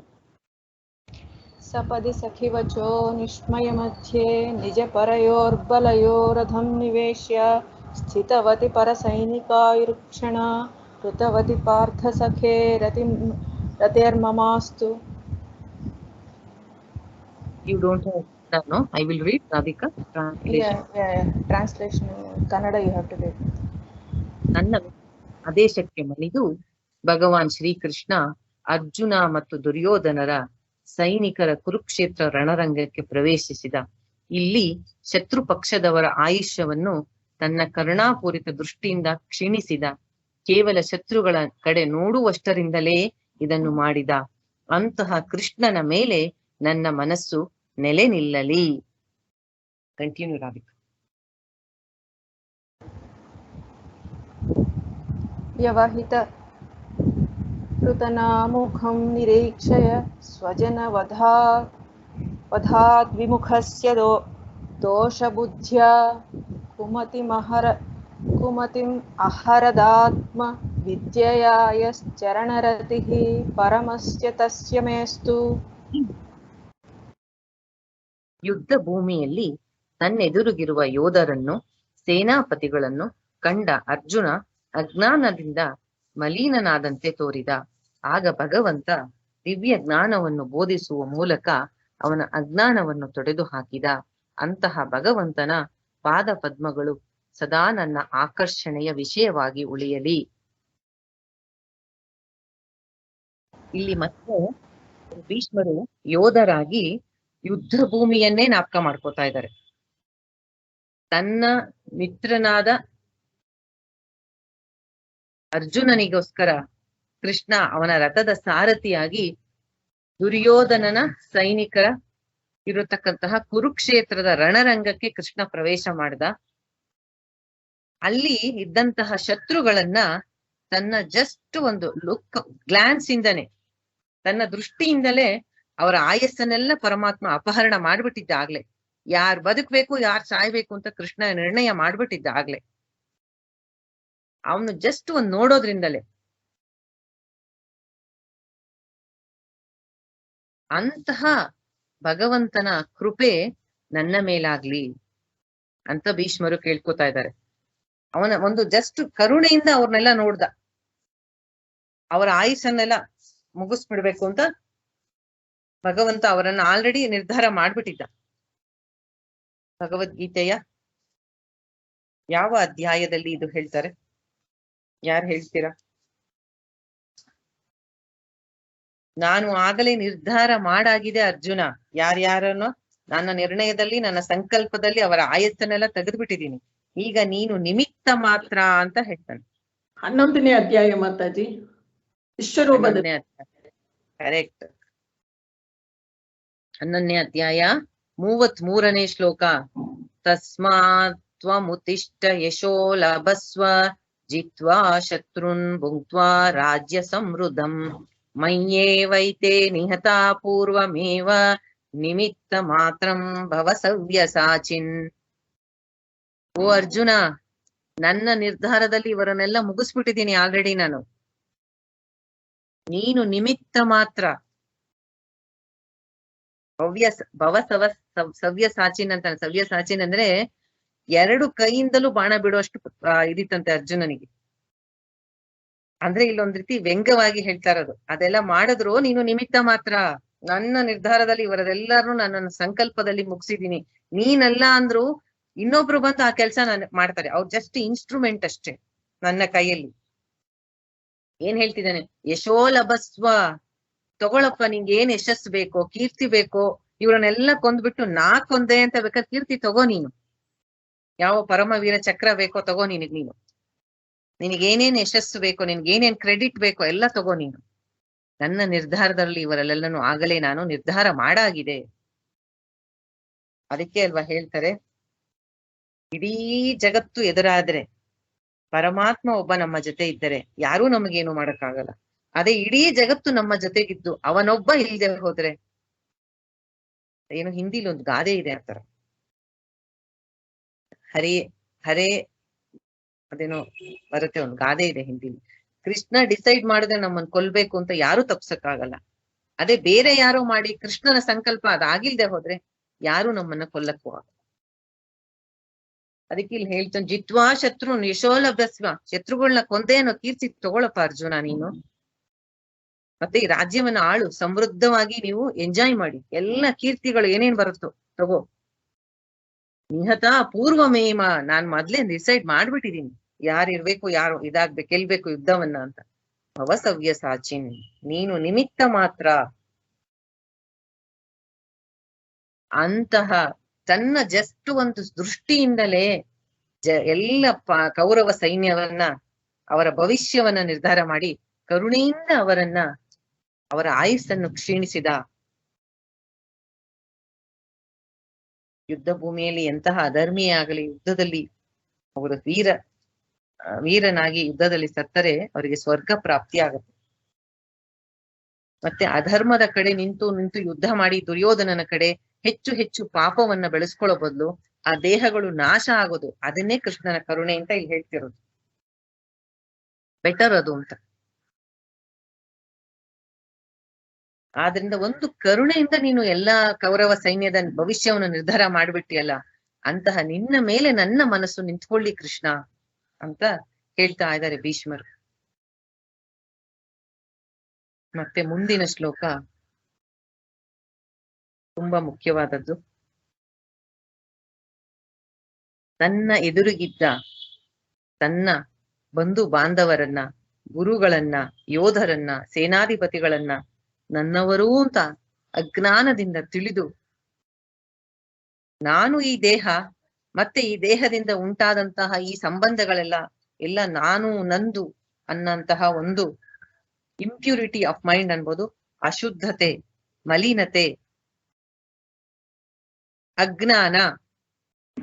ಅಜ್ಞಾನದಿಂದ ಉಂಟಾದಂತಹ ಈ ಭ್ರಮೆ ಇಂದ ಅರ್ಜುನ ಒದ್ದಾಡ್ತಾ ಇದ್ನಲ್ಲ, ನಾನು ಯುದ್ಧ ಮಾಡಲ್ಲ ಅಂತ. ಗಾಂಡೀವವನ್ನು ಕೆಳಗಿಟ್ಬಿಟ್ಟಿದ್ದ ಅಲ್ವಾ ಅವನು.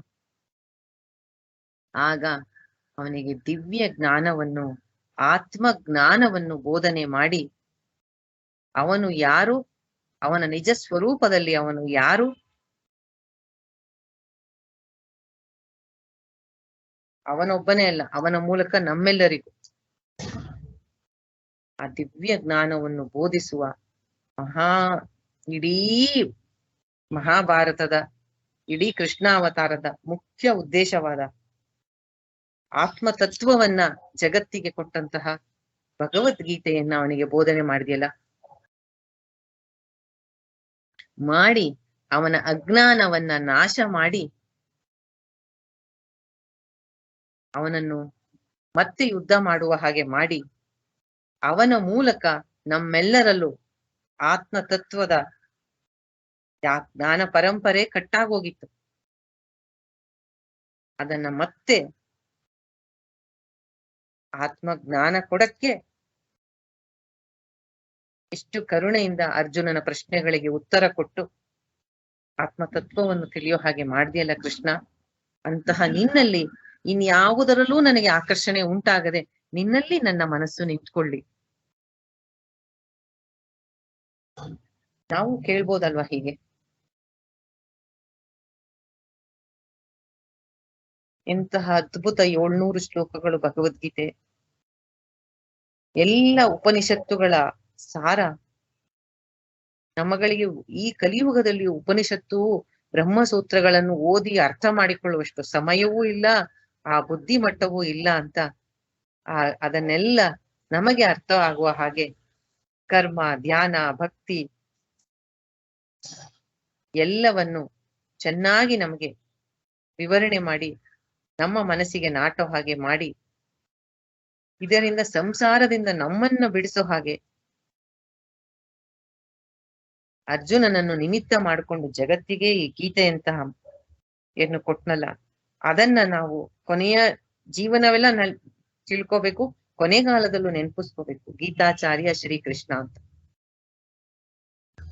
7:38-39 ಓದ್ಬೇಕು. ಅದು ಒಂದೇ ಲೈನ್ ಆಫ್ ಥಾಟ್ ಅಲ್ಲಿ ಬರುತ್ತೆ. ಒಬ್ಬೊಬ್ರು ಒಂದೊಂದು ಓದ್ತೀರಾ ಅಥವಾ ಎಲ್ಲರೂ ಓದಿ.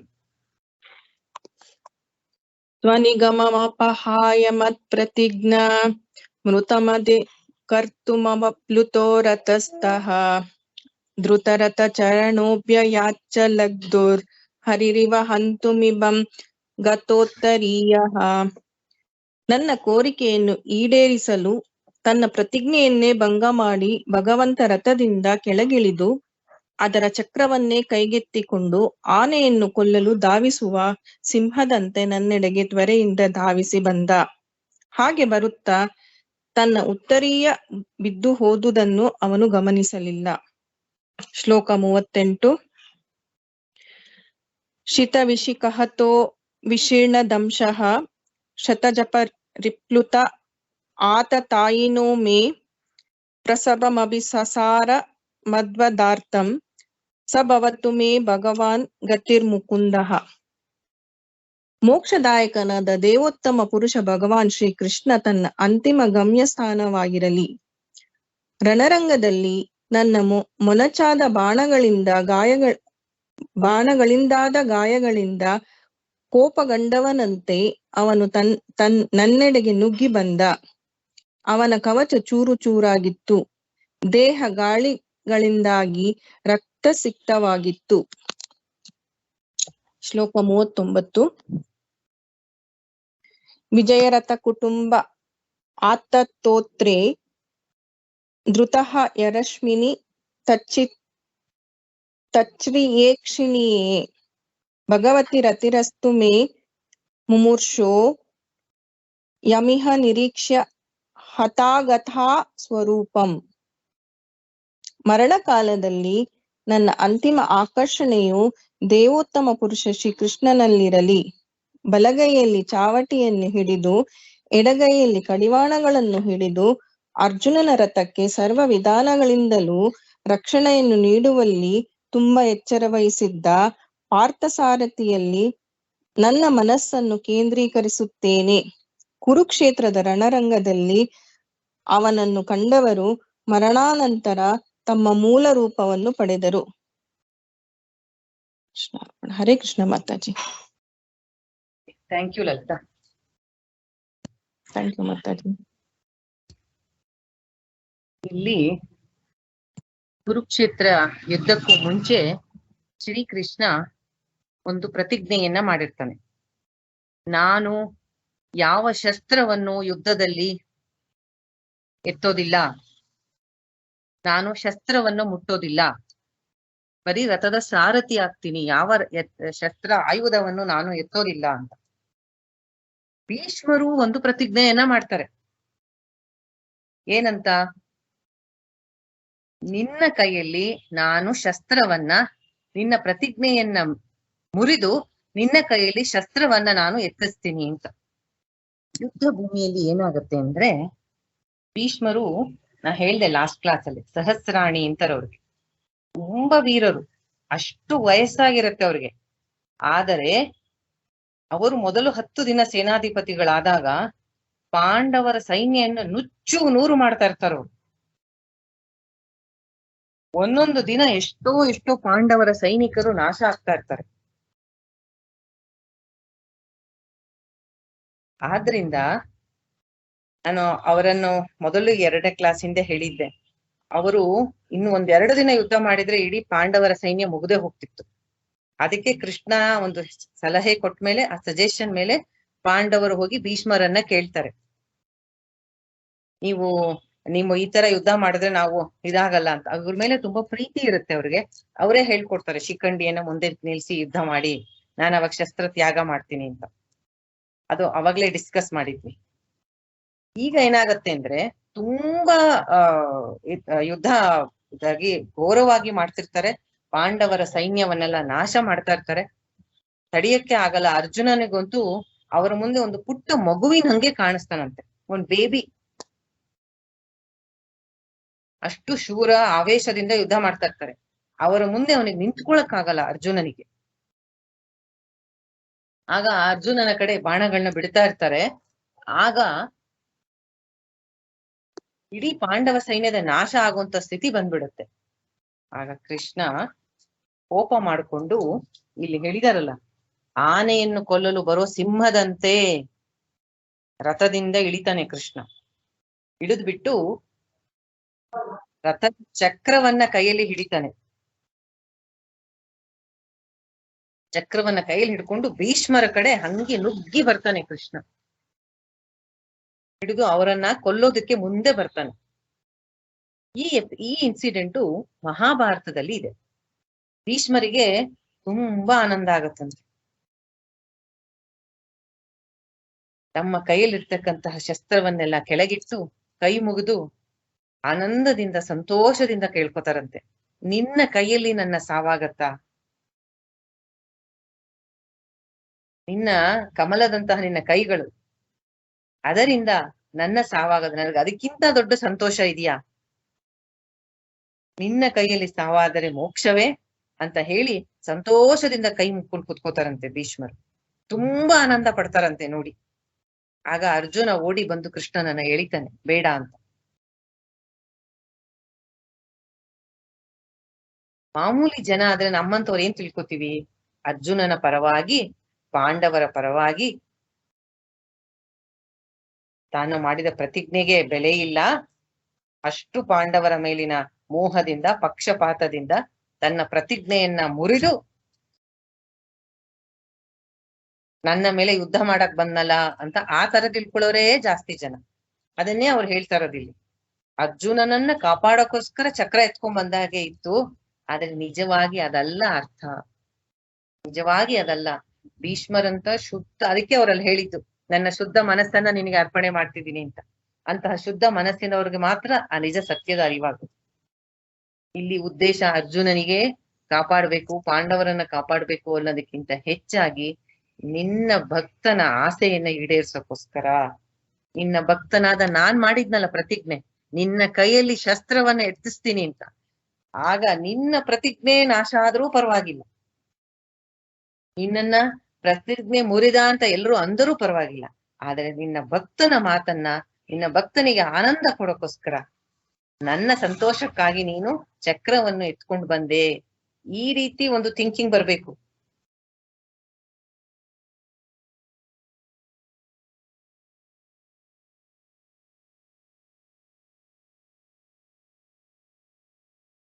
ನನ್ನ ಪ್ರತಿಜ್ಞೆಯನ್ನ ಪಾಲನೆ ಮಾಡಕ್ಕೋಸ್ಕರ ನಿನ್ನ ಪ್ರತಿಜ್ಞೆಯನ್ನ ಮುರಿದು ಚಕ್ರವನ್ನ ಎತ್ಕೊಂಡು ನನ್ನ ಕಡೆ ಓಡ್ ಬಂದೆ. ಅದು ಎಷ್ಟು ಮನೋಹರವಾಗಿತ್ತು ಅಂದ್ರೆ ಆ ರೂಪವನ್ನ ಮತ್ತೆ ಮತ್ತೆ ಮತ್ತೆ ಮತ್ತೆ ನಾಟಕ ಮಾಡ್ಕೋತೀನಿ ನಾನು.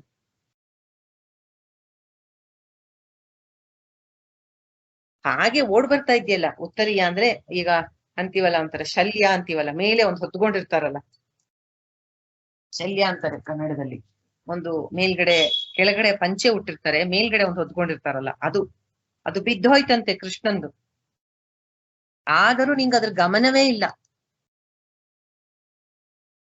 ನೀನು ಹಾಗೆ ನನ್ ಕಡೆ ಧಾವಿಸಿ ಆನೆಯನ್ನ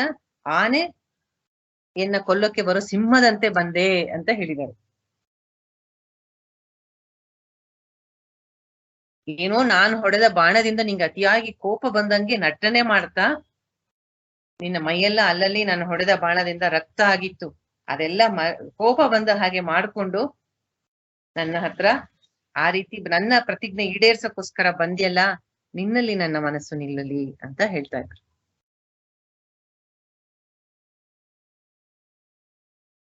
ಆ ಸಾರಥಿಯ ರೂಪವನ್ನ ಮತ್ತೆ ಮತ್ತೆ ನೆನಪು ಮಾಡ್ಕೋತಾ ಇದ್ದಾರೆ. ಬಲಗೈಲಿ ಚಾವಟಿ ಹಿಡ್ದಿದ್ದಿ, ಎಡಗೈಲಿ ಕಡಿವಾಣ ಹಿಡ್ಕೊಂಡಿದ್ದಿ, ಅಂದ್ರೆ ಕುದುರೆಗಳನ್ನ ಕಂಟ್ರೋಲ್ ಮಾಡ್ಬೇಕಲ್ಲ. ಅರ್ಜುನನ ರಥವನ್ನ ಎಷ್ಟು ಚೆನ್ನಾಗಿ ನಿರ್ವಹಣೆ ಮಾಡ್ದಿ, ಅವನಿಗೆ ಕಂಪ್ಲೀಟ್ ಆಗಿ ಪ್ರೊಟೆಕ್ಷನ್ ಕೊಟ್ಟಿ.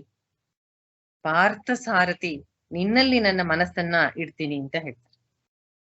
ಕುರುಕ್ಷೇತ್ರ ಯುದ್ಧ ಭೂಮಿಯಲ್ಲಿ ನಿನ್ನ ದರ್ಶನ ಮಾಡ್ತಾ ಯಾರ್ಯಾರು ಸಾವನ್ನ ಕಂಡ್ರೋ ಅವರೆಲ್ಲರೂ ಸಾವಿನ ನಂತರ ತಮ್ಮ ಮೂಲ ರೂಪವನ್ನು ಕಂಡರು, ಅಂದ್ರೆ ತಮ್ಮ ಸ್ವಸ್ವರೂಪದಲ್ಲಿ ನಿಲ್ಲೋದಕ್ಕೆ ಅನುಕೂಲ ಆಗೋ ಹಾಗೆ ಸದ್ಗತಿಯನ್ನ ಪಡೆದರು ಅಂತ.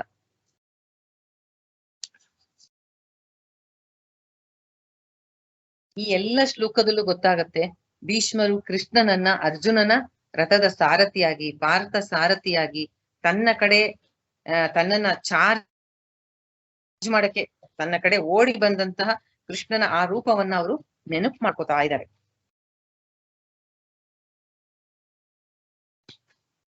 ಮುಂದೆ ಅವರು ಕೃಷ್ಣನ ಲೀಲೆಗಳನ್ನ ನೆನಪು ಮಾಡ್ಕೋತಾರೆ. ಹೀಗೆ ಸಾವಿನ ಸಮಯದಲ್ಲಿ ಪ್ರತಿಯೊಬ್ರು ಮಾಡ್ಬೇಕಾಗಿರೋದು ಭಗವಂತನ ಲೀಲೆಗಳನ್ನ ಜ್ಞಾಪಕ ಮಾಡ್ಕೋಬೇಕು. ಆಮೇಲೆ ನಮ್ಮ ಜೀವನದಲ್ಲಿ ಅವನ ಮೇಲೆ ಮಾಡಿದ ಭಕ್ತಿಯಿಂದ ಅವನು ನಮ್ಮ ಮೇಲೆ ತೋರಿದ ಕೃಪೆಗಳನ್ನ ಜ್ಞಾಪಕ ಮಾಡ್ಕೋಬೇಕು.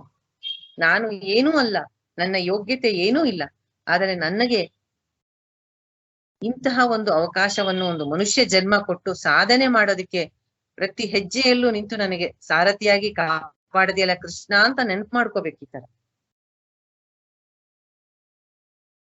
ಅದನ್ನ ದಿನ ಮಾಡ್ತಾ ಇದ್ರೆ ಅವಾಗ ಬರುತ್ತೆ. ಈಗ ಯಾರು ಓದ್ತೀರಾ? 40, 41. ಓದ್ಲಾ ಮಾತಾಜಿ? ಓದಿ. 40, 41 ಮಾತಾಜಿ. 40, 41 ಎರಡೂ ಓದಿ. ಲಲಿತ ಗತಿ ವಿಲಾಸ ವಲ್ಗುಹಾಸ ಪ್ರಣಯ ನಿರೀಕ್ಷಣ ಕಲ್ಪಿತೋರು ಮಾನಃ ಕೃತವತ್ಯ ಉನ್ಮಂದಾದಹ ಪ್ರಕೃತಿ ಮಗಾನ್ ಕಿಲ ಯಸ್ಯ ಗೋಪ ವದ್ಭಃ. ಇದು ಓದ್ಬೇಕ ಮಾತಾಜಿ?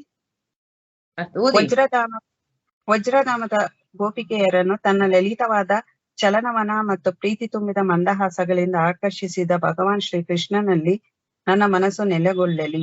ಆ ಗೋಪಿಕೆಯರು ಭಗವಂತನು ರಾಸ ನೃತ್ಯ ನಂತರದ ಅದೃಶ್ಯನಾದ ಮೇಲೆ ಅವನ ವಲನಗಳನ್ನು ಅನುಕರಿಸಿದರು. ಮುನಿಗಣ ನೃಪವರ್ಯ ಸಂಕುಲೇತಾಃ ಸದಸಿ ಯುಧಿಷ್ಠಿರ ರಾಜಸೂಯ ಯೇಷಾಂ ಅರ್ಹಣಮುಪಪೇದ ಈಕ್ಷಣೀಯೋ ಮಮ ದೃಶಿ ಗೋಚರ ಏಷ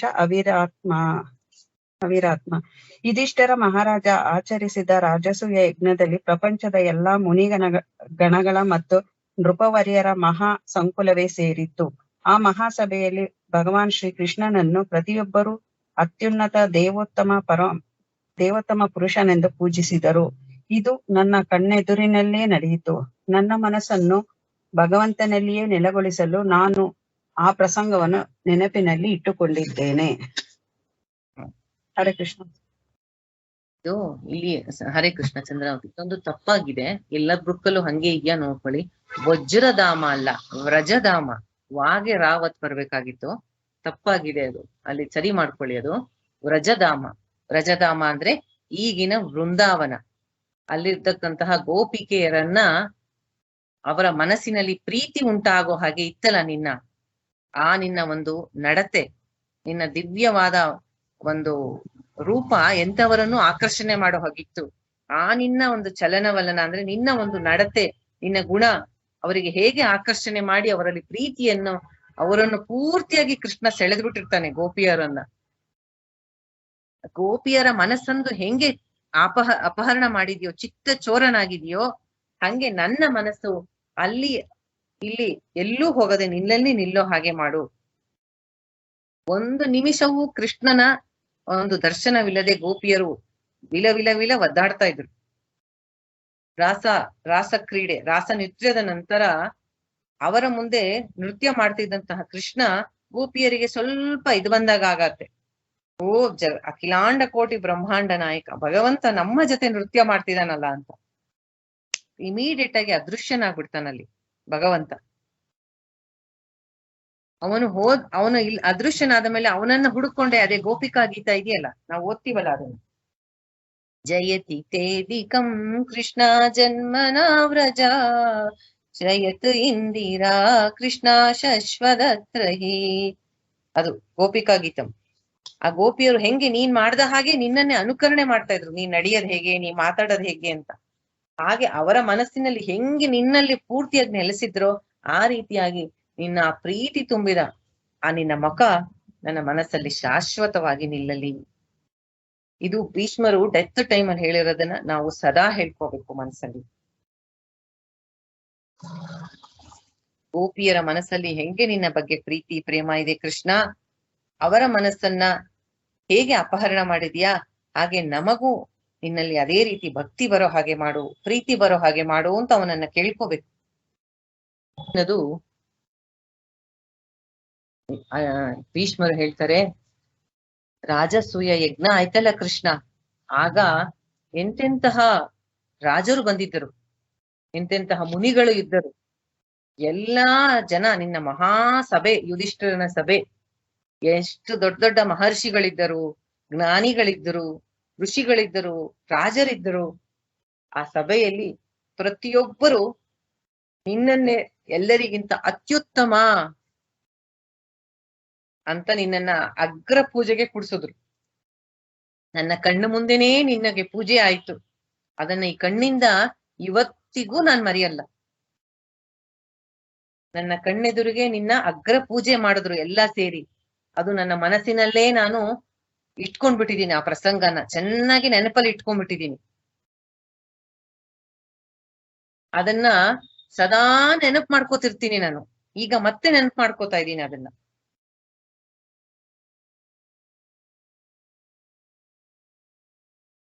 ನಾವು ನಮ್ಮ ಜೀವನದಲ್ಲಿ ಏನೋ ಒಂದು ನಮಗ ಅನ್ಸತ್ತೆ, ನಾನು ಇದೊಂದು ಅಚೀವ್ಮೆಂಟ್ ಮಾಡಿದೀನಿ, ಇದೊಂದೇನೋ ನಿಮಗೇನೋ ನಿಮ್ಮ ಬಗ್ಗೆ ಒಂದು ಹೆಮ್ಮೆ ಇದೆ ಅಂತ ಇಟ್ಕೊಳ್ಳಿ, ಅಥವಾ ನಿಮ್ ಲೈಫಲ್ಲಿ ಏನೋ ಒಂದು ಒಳ್ಳೆ ಘಟನೆ ನಡೆದಿದೆ ಅಂತ ಇಟ್ಕೊಳ್ಳಿ, ಅಥವಾ ಏನೋ ಒಂದು ಕಷ್ಟದ ಸಮಯದಲ್ಲಿ ಪಾರಾಗಿದ್ದೀರಾ,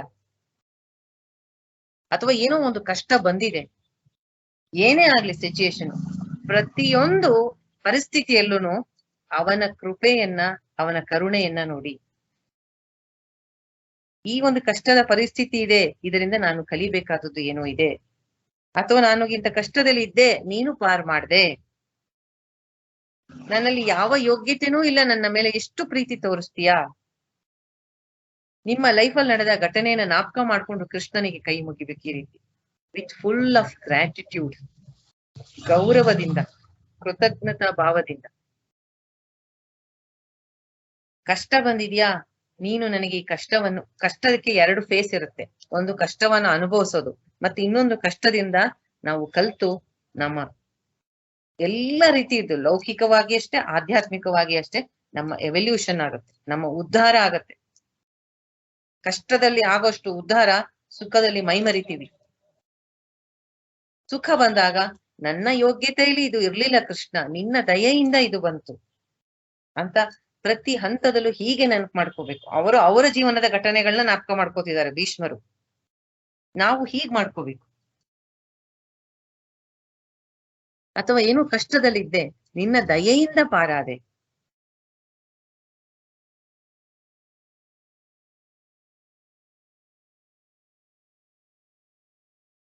ಅಥವಾ ಏನೋ ಸುಖ ಬಂದಿದೆ, ನನಗೆ ಇದು ಪಡ್ಕೊಳ್ಳುವಂತ ಯೋಗ್ಯತೆ ಇರ್ಲಿಲ್ಲ, ನಿನ್ನ ಒಂದು ಅನುಗ್ರಹದಿಂದ ಇದು ಆಯ್ತು, ನಿನ್ನ ಕೃಪೆಯಿಂದ ಆಯ್ತು ಅಂತ ನಮ್ಮ ಜೀವನದ ಅನುಭವಗಳನ್ನ, ಘಟನೆಗಳನ್ನ ಭಗವಂತನ ಕೃಪೆಗೆ ನಾವು ಯಾವಾಗ್ಲೂ ಜೋಡಿಸ್ಬೇಕು ಎರಡನ್ನು.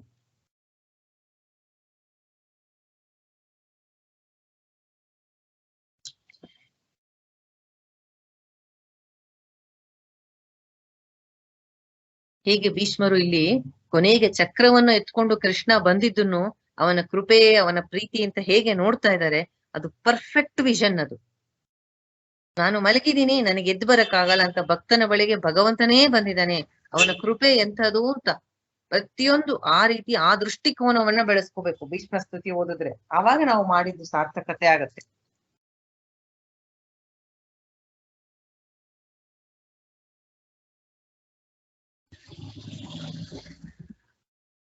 ಕೃಷ್ಣನ ಲೀಲೆಯನ್ನ ಈ ರೀತಿಯಾಗಿ ಭೀಷ್ಮರು ನೆನಪು ಮಾಡ್ಕೋತಾ ಇದ್ದಾರೆ. ಮತ್ತೆ ಕೊನೆಯ ಶ್ಲೋಕ ಯಾರು ಓದ್ತೀರಾ? ಓದಿ, ನಿಧಾನಕ್ಕೆ ಪದಗಳು ಓದಿ. ರಮ್ಯಾ ಓದ್ತಾ ಇದ್ದಾರೆ.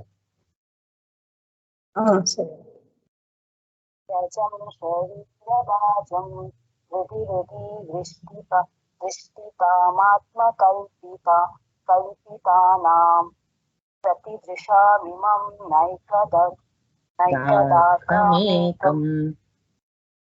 ನೈಕದಾಕಮೇಕಂ ಸಮಧಿಗತೋಸ್ಮಿ ವಿದೂತ ಭೇದ ಮೋಹಃ. ಈ ನನ್ನ ದುರಿಗಿರುವ ಭಗವಾನ್ ಶ್ರೀ ಕೃಷ್ಣನನ್ನು ಕುರಿತು ನಾನು ಸಂಪೂರ್ಣ ಏಕಾಗ್ರ ಚಿತ್ತನಾಗಿ ಧ್ಯಾನ ಮಾಡಬಲ್ಲೆ. ಏಕೆಂದರೆ ಪ್ರತಿಯೊಬ್ಬರ ಹೃದಯದಲ್ಲಿ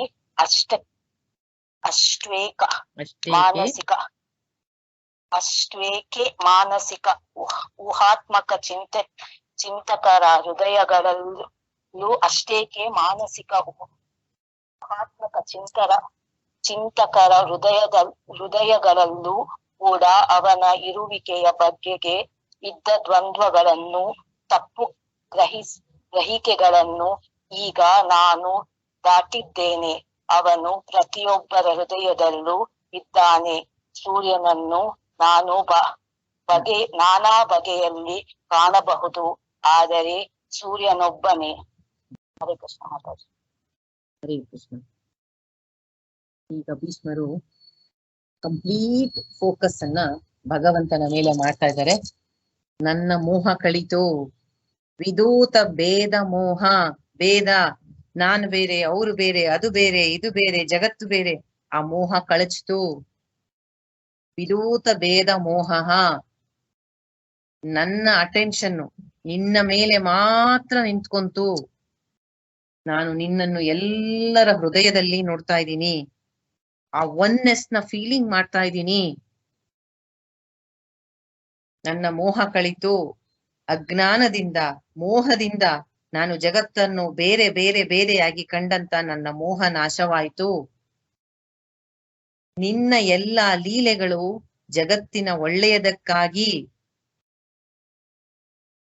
ನಿನ್ನ ಭೂಮಿಯ ಭಾರವನ್ನ ನಾಶ ಮಾಡೋಕ್ಕೋಸ್ಕರ ಅಲ್ಲಿ ದಿವ್ಯ ಅವತಾರದಲ್ಲಿ ಭೂಮಿಯ ಮೇಲೆ ಬಂದಿದ್ದೀಯಾ. ಹಾಗಂತ ನೀನು ಬೇರೆ ನಾನು ಬೇರೆ ಅಲ್ಲ, ಎಲ್ಲರ ಅಂತರಾತ್ಮನಾಗಿದೀಯಾ. ನಾನು ಈಗ ಅದನ್ನ ನೋಡಬಲ್ಲೆ. ನಾನು ಎಲ್ಲರಲ್ಲೂ ನನ್ನ ಚಿತ್ತದಲ್ಲಿ ಆ ನಿನ್ನ ದಿವ್ಯ ರೂಪವನ್ನು ಧ್ಯಾನ ಮಾಡ್ತಾ ಇದ್ದೀನಿ. ಯಾಕೆಂದ್ರೆ ಈಗ ನನಗೆ ಯಾರು ಬೇರೆ ಬೇರೆಯಾಗಿ ಕಾಣ್ತಾ ಇಲ್ಲ. ಎಲ್ಲರ ಹೃದಯದಲ್ಲಿ ನಿನ್ನೊಬ್ಬನನ್ನೇ ನಾನು ನೋಡ್ತಾ ಇದ್ದೀನಿ. ಸಂಪೂರ್ಣ ಏಕಾಗ್ರತೆಯಿಂದ ಶ್ರೀಕೃಷ್ಣ ನಿನ್ನನ್ನು ಕುರಿತು ನಾನೀಗ ಧ್ಯಾನ ಮಾಡೋಕೆ ನಾನು ರೆಡಿಯಾಗಿದ್ದೀನಿ. ಎಲ್ಲ ದ್ವಂದ್ವಗಳನ್ನ ದಾಟಿದ್ದೀನಿ. ದ್ವಂದ್ವಗಳು ಯಾವಾಗ ಉಂಟಾಗತ್ತೆ ಅಂದ್ರೆ ಅಜ್ಞಾನ ಅವಿದ್ಯೆಯಿಂದ ಉಂಟಾಗತ್ತೆ. ಅದನ್ನ ನಾನು ಈಗ ದಾಟಿದ್ದೀನಿ. ವಿದೂತ ಭೇದ ಮೋಹ, ಭೇದವನ್ನ ಬಿಟ್ಟಿದ್ದೀನಿ. ಎಲ್ಲದಲ್ಲೂ ಏಕಮೇವ ಅದ್ವಿತೀಯ, ನಿನ್ನನ್ನ ನೋಡ್ತಾ ಇದ್ದೀನಿ ಎಲ್ಲದರಲ್ಲೂ. ಸೂರ್ಯ ಹೇಗೆ ಒಬ್ಬನೇ, ಹಾಗೆ ನೀನು ಒಬ್ಬನೇ. There is no second. ಅದ್ವೈತವನ್ನ ಸಾರಿ ಸಾರಿ ಹೇಳ್ತಾ ಇದೆ ಇದೆಲ್ಲ.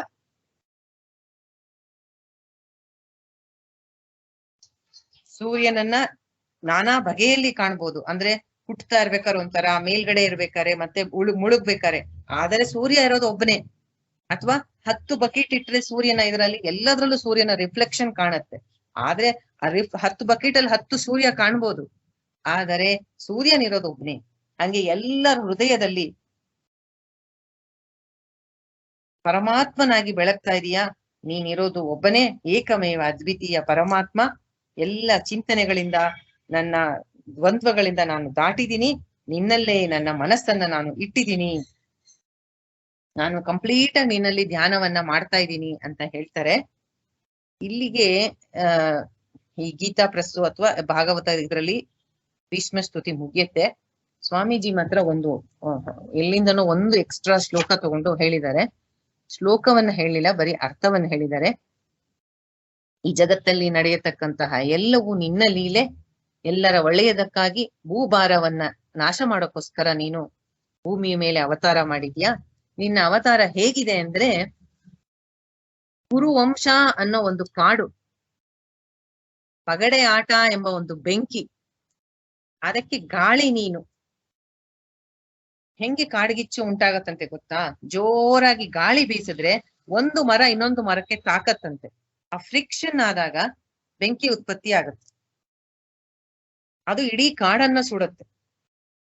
ಹಾಗೆ ಪಾಂಡವರು ಕೌರವರಿಗೆ ಪಗಡೆ ಆಟ ಆಡಿಸಿ ಕುರುವಂಶ ಅನ್ನೋ ಒಂದು ಕಾಡನ್ನ ಭಗವಂತ ಕೃಷ್ಣ ಅನ್ನೋ ಒಂದು ಗಾಳಿಯಿಂದ ಇಡೀ ಅಧರ್ಮವನ್ನ ನಾಶ ಮಾಡಿ, ಅಧರ್ಮಿಗಳಾದ ರಾಜರನ್ನ ನಾಶ ಮಾಡಿ ಭೂಮಿಯ ಭಾರವನ್ನ ಇಳಿಸಿದೀಯ.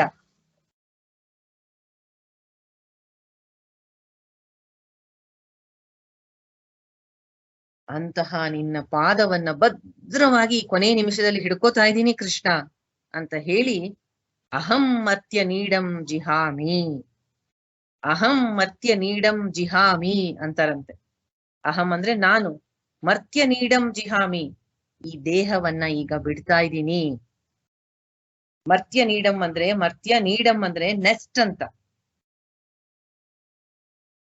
ಹಕ್ಕಿ ಗೂಡನ್ನ ಬಿಟ್ಟ ಹಾಗೆ. ಇಲ್ಲಿ ಒಂದು ತುಂಬಾ ಒಳ್ಳೆಯ ಒಂದು ಇದಿದೆ, ಅರ್ಥ ಇದೆ. ಗೂಡು ಅಂತ ಯಾಕೆ ಈ ದೇಹಕ್ಕೆ ಹೇಳಿದ್ದಾರೆ? ಹಕ್ಕಿ ಗೂಡಲ್ಲಿ ಎಷ್ಟು ದಿನ ಇರುತ್ತೆ? ಅದು ಸಣ್ಣದಾಗಿ ಮೊಟ್ಟೆ ಇರುತ್ತೆ, ಅದು ಹ್ಯಾಚ್ ಆಗಿ ಅದು ಸಣ್ಣ ಪುಟ್ಟ ಪಕ್ಷಿ ಆಚೆ ಬರುತ್ತೆ. ಅದರಿಂದ ಅದಕ್ಕೆ ರೆಕ್ಕೆ ಬಲಿಯೋ ತನಕ ಅದು ಗೂಡಲ್ಲೇ ಕೂತಿರುತ್ತೆ. ಒಂದು ಸತಿ ರೆಕ್ಕೆ ಬಂತು ಅಂದ್ರೆ ಗೂಡಿಂದ ಹಾರಿ ಸ್ವತಂತ್ರ ಅದಕ್ಕೆ ಆಕಾಶ ಎಲ್ಲ ಕಡೆ ಹಾರಾಡುತ್ತದೆ. ನಾವು ಅಷ್ಟೇ, ಎಲ್ಲಿಯವರೆಗೆ ನಾನು ನಾನು ನಾನು ಅಂತ ಈ ದೇಹವನ್ನ ಅಂಟ್ಕೊಂಡಿದೀವಿ ಅಲ್ಲಿಯವರೆಗೆ ಗೂಡಲ್ಲಿ ಇದ್ದ ಹಾಗೆ.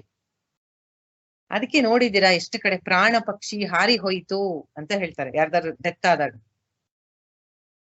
ಪಕ್ಷಿಗೆ ಅದನ್ನ ಹೋಲಿಸ್ತಾರೆ. ಅಂದ್ರೆ ಆತ್ಮನಿಗೆ ಈ ದೇಹದಲ್ಲಿ ಇರೋದು ಬಂಧನ. ಅದಕ್ಕೆ ಯಾವಾಗ ದೇಹವನ್ನ ಅದು ತಾನು ಯಾರು ಅಂತ ಆತ್ಮನಿಗೆ ಕಂಡಿಡ್ಕೊಂಡೋ ಆಗ ಅದಕ್ಕೆ ಕಂಪ್ಲೀಟ್ ಲಿಬರೇಷನ್, ದೇಹದ ಬಂಧನ ಹೋಯ್ತು. ಪಕ್ಷಿ ಹೇಗೆ ಸ್ವತಂತ್ರವಾಗಿ ಆಕಾಶದಲ್ಲಿ ಹಾರಾಡತ್ತೆ, ಒಂದು ಸಲ ನಾನ್ ಯಾರು ಅಂತ ನನಗೆ ಗೊತ್ತಾದ್ಮೇಲೆ ಸಂಸಾರ ಅನ್ನೋದ್ರಿಂದ ಬಿಡಿಸ್ಕೊಂಡು ನಾವು ಸ್ವತಂತ್ರರಾಗ್ತೀವಿ. ಎಲ್ಲಿಯವರೆಗೂ ಪಕ್ಷಿಗೆ ಗೂಡು ಬೇಕು, ಅದು ಹಾರಕ್ಕೆ ಶಕ್ತಿ ಬರುತ್ತಂತ. ನಮಗೆ ಎಲ್ಲಿಯವರೆಗೂ ದೇಹ ಬೇಕು, ಸಂಸಾರ ಬೇಕು, ನಾನ್ ಯಾರು ಅಂತ ನನಗೆ ಅರಿವಾಗತ್ತನಕ.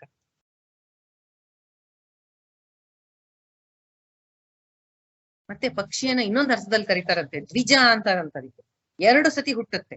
ಒಂದು ಸತಿ ಮೊಟ್ಟೆ ತಾಯಿಯ ಇದರಿಂದ, ತಾಯಿ ಹಕ್ಕಿ ಇದರಿಂದ ಬರತ್ತೆ ಮೊಟ್ಟೆಯಾಗಿ ಒಂದು ಬರ್ತಾ ಇತ್ತು. ಮತ್ತೆ ಮೊಟ್ಟೆನೇ ಅದರ ಐಡೆಂಟಿಫಿಕೇಶನ್ ಆಗಿರುತ್ತೆ. ಆಮೇಲೆ ಅದನ್ನ ಹ್ಯಾಚ್ ಮಾಡುತ್ತೆ ತಾಯಿ. ಆಮೇಲೆ ಮೊಟ್ಟೆ ಒಡ್ಕೊಂಡು ಮರಿ ಬರುತ್ತೆ ಇನ್ನೊಂದ್ಸತಿ, ಅದು 2ನೇ ಬರ್ತದೆ. ಹಾಗೆ ಒಬ್ಬ ಮಹಾತ್ಮನಾದವನು, ಜ್ಞಾನಿಯಾದವನು ಮೊದಲು ಹುಟ್ಟೋದು ತಾಯಿ ಗರ್ಭದಿಂದ, ಅದು ಮೊದಲನೇ ಬರ್ತು. 2ನೇದು ಯಾವಾಗ ಸಾಧನೆ ಮಾಡಿ ತನ್ನನ್ನ ತಾನು ಯಾರೋ ಅಂತ ಐಡೆಂಟಿಫೈ ಮಾಡ್ಕೋತಾನಲ್ಲ ಕರೆಕ್ಟ್ ಆಗಿ, ಅದು 2ನೇ ಬರ್ತು. ಆದ್ದರಿಂದ ಪಕ್ಷಿಗೆ ನಮ್ಮನ್ನ ದೇಹಕ್ಕೆ ನೆಸ್ಟ್ ಗೂಡನ್ನ ಹೋಲಿಸಿದಾರೆ ಇಲ್ಲಿ. ಅಹಂ ಮರ್ತ್ಯ ನೀಡಂ ಜಿಹಾಮಿ, ಈ ದೇಹವನ್ನ ಬಿಡ್ತಾ ಇದ್ದೀನಿ, ನಿನ್ನ ಕಾಲನ್ನ ಭದ್ರವಾಗಿ ಹಿಡ್ಕೋತಾ ಇದ್ದೀನಿ ಕೃಷ್ಣ ಅಂತ ಹೇಳ್ತಾ ಇದ್ದಾರೆ. ಹಾಗೆ ಹೇಳಿ ಫರ್ಮಾಗಿ ಸ್ಥಿರವಾಗಿ ಮನಸ್ಸನ್ನ ಭಗವಂತನಲ್ಲಿ ನೆಲೆಸಿ, ಇಲ್ಲಿ ಸೂತ ಉವಾಚ ಅಂತ ಬಂದಿದೆ.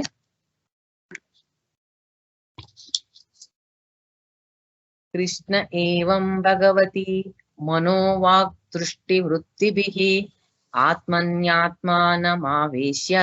ಸೋಂತಃ ಶ್ವಾಸ ಉಪಾರಮತ್. ಸೂತ ಮುನಿಗಳು ನುಡಿದರು.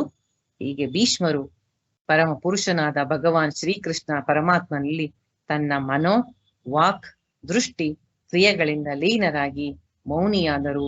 ಅವರ ಉಸಿರಾಟ ನಿಂತಿತು.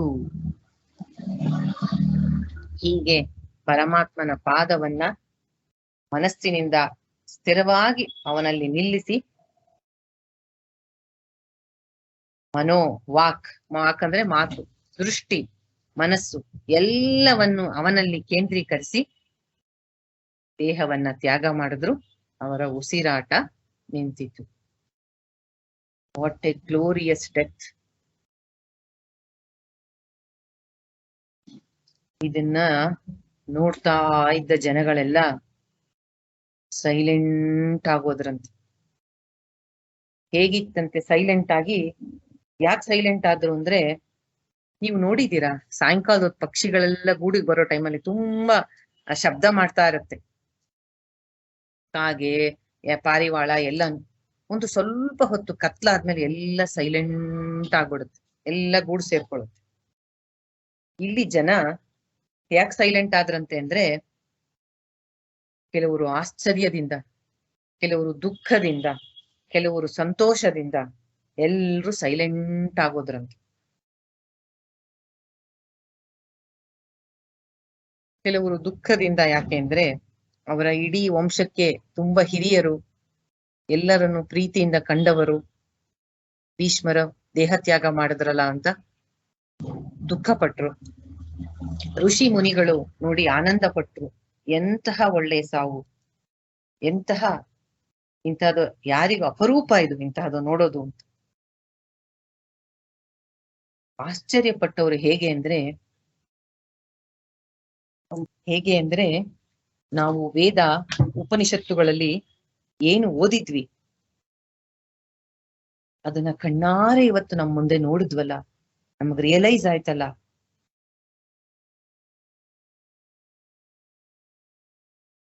ಭೀಷ್ಮರು ಹೇಳ್ತಾರಲ್ಲ ಕೊನೆ ನಿಮಿಷದಲ್ಲಿ, ಪರಮ ಸತ್ಯವನ್ನು ಕಂಡುಕೊಂಡೆ, ಎಲ್ಲ ಭೇದವನ್ನ ನಾಶ ಮಾಡ್ಕೊಂಡೆ, ಮೋಹವನ್ನ ನಾಶ ಮಾಡ್ಕೊಂಡೆ ಅಂದ್ರೆ, ಹಾಗಾದ್ರೆ ವೇದ ಉಪನಿಷತ್ತು ಭಗವದ್ಗೀತೆ ಹೇಳಿರೋದ ಸತ್ಯ. ನಾನು ಆತ್ಮಸ್ವರೂಪಿ. ಅದು ಅಲ್ಲಿ ಅವರು ಪ್ರಾಕ್ಟಿಕಲ್ ಆಗಿ ಡೆಮಾನ್ಸ್ಟ್ರೇಟ್ ಮಾಡಿ ತೋರಿಸ್ದಂಗ ಆಯ್ತು ಭೀಷ್ಮರು. ಮತ್ತೆ ಇನ್ನೊಂದು ಇಂಪಾರ್ಟೆಂಟ್ ಪಾಯಿಂಟ್ ಭೀಷ್ಮರು ಹೇಳಿದ್ದು, ಅವರ ಡೈರೆಕ್ಟ್ ಕನ್ಫರ್ಮೇಶನ್. ಶ್ರೀಕೃಷ್ಣ ಕೃಷ್ಣಸ್ತು ಸ್ವಯಂ ಭಗವಾನ್. ದೇವತೆಗಳು ಮೇಲಿಂದ ಹೂವಿನ ಮಳೆಗರೆದ್ರು, ಎಲ್ಲ ಮಂಗಳ ವಾದ್ಯಗಳನ್ನು ಊದಿದ್ರು. ಪಾಂಡವರು ಸ್ವಲ್ಪ ಹೊತ್ತು ದುಃಖದಿಂದ ಇದ್ದು ನಂತರ ಮಾಡಬೇಕಾದಂತಹ ಅಂತ್ಯಕ್ರಿಯೆಗಳನ್ನ ಮಾಡಿದರು. ಆದರೆ ಇಲ್ಲಿ ಶ್ಲೋಕದಲ್ಲಿ ಹೇಳ್ತಾರೆ, ಯಾರು ಈ ರೀತಿಯಾಗಿ ಬ್ಯೂಟಿಫುಲ್ ಆಗಿ ಎಕ್ಸಿಟ್ ಆಗಿದ್ದಾರೆ ಅವರಿಗೆ ಆ ದೇಹದ ಬಗ್ಗೆ ಯಾವ ಮೋಹವೂ ಇಲ್ಲ. ಅದನ್ನ ಏನ್ ಮಾಡ್ಕೊಂಡ್ರು ಅವ್ರಿಗೆ ಯಾವ ಎಫೆಕ್ಟೂ ಆಗಲ್ಲ. ಅದ್ರ ದೇಹ ಶರೀರವನ್ನ ಬಿಟ್ಟ ಮೇಲೆ ಆ ಶರೀರದಿಂದ ಅವ್ರಿಗೇನ್ ಆಗ್ಬೇಕಾಗಿಲ್ಲ ಭೀಷ್ಮರಿಗೆ.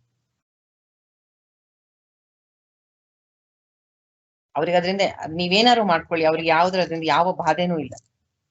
ಆದ್ರೆ ಪಾಂಡವರು ಅವರ ಮೇಲಿನ ಗೌರವದಿಂದ, ಪ್ರೀತಿಯಿಂದ, ತಮ್ಮ ಕರ್ತವ್ಯ ಅಂತ ಪ್ರೇಮದಿಂದ ಅಂತ್ಯಕ್ರಿಯೆಗಳನ್ನ ಮಾಡಿದರಷ್ಟೇ ಹೊರತು ಆ ದೇಹವನ್ನು ಬಿಟ್ಟಂತ ಆ ಮಹಾತ್ಮನಿಗೆ ಇದು ಯಾವುದರೆಂದು ಶ್ರಾದ್ದನಾರು ಮಾಡಿ, ಅಂತ್ಯಕ್ರಿಯೆಯನ್ನಾದ್ರೂ ಮಾಡಿ, ಅದರಿಂದ ಅವ್ರ ಮೇಲೆ ಯಾವ ಎಫೆಕ್ಟೂ ಇಲ್ಲ. ಅವರ ಸಾಧನೆಯನ್ನ ಅವರು ಮಾಡ್ಕೊಂಡ್ಬಿಟ್ಟಿದ್ರು.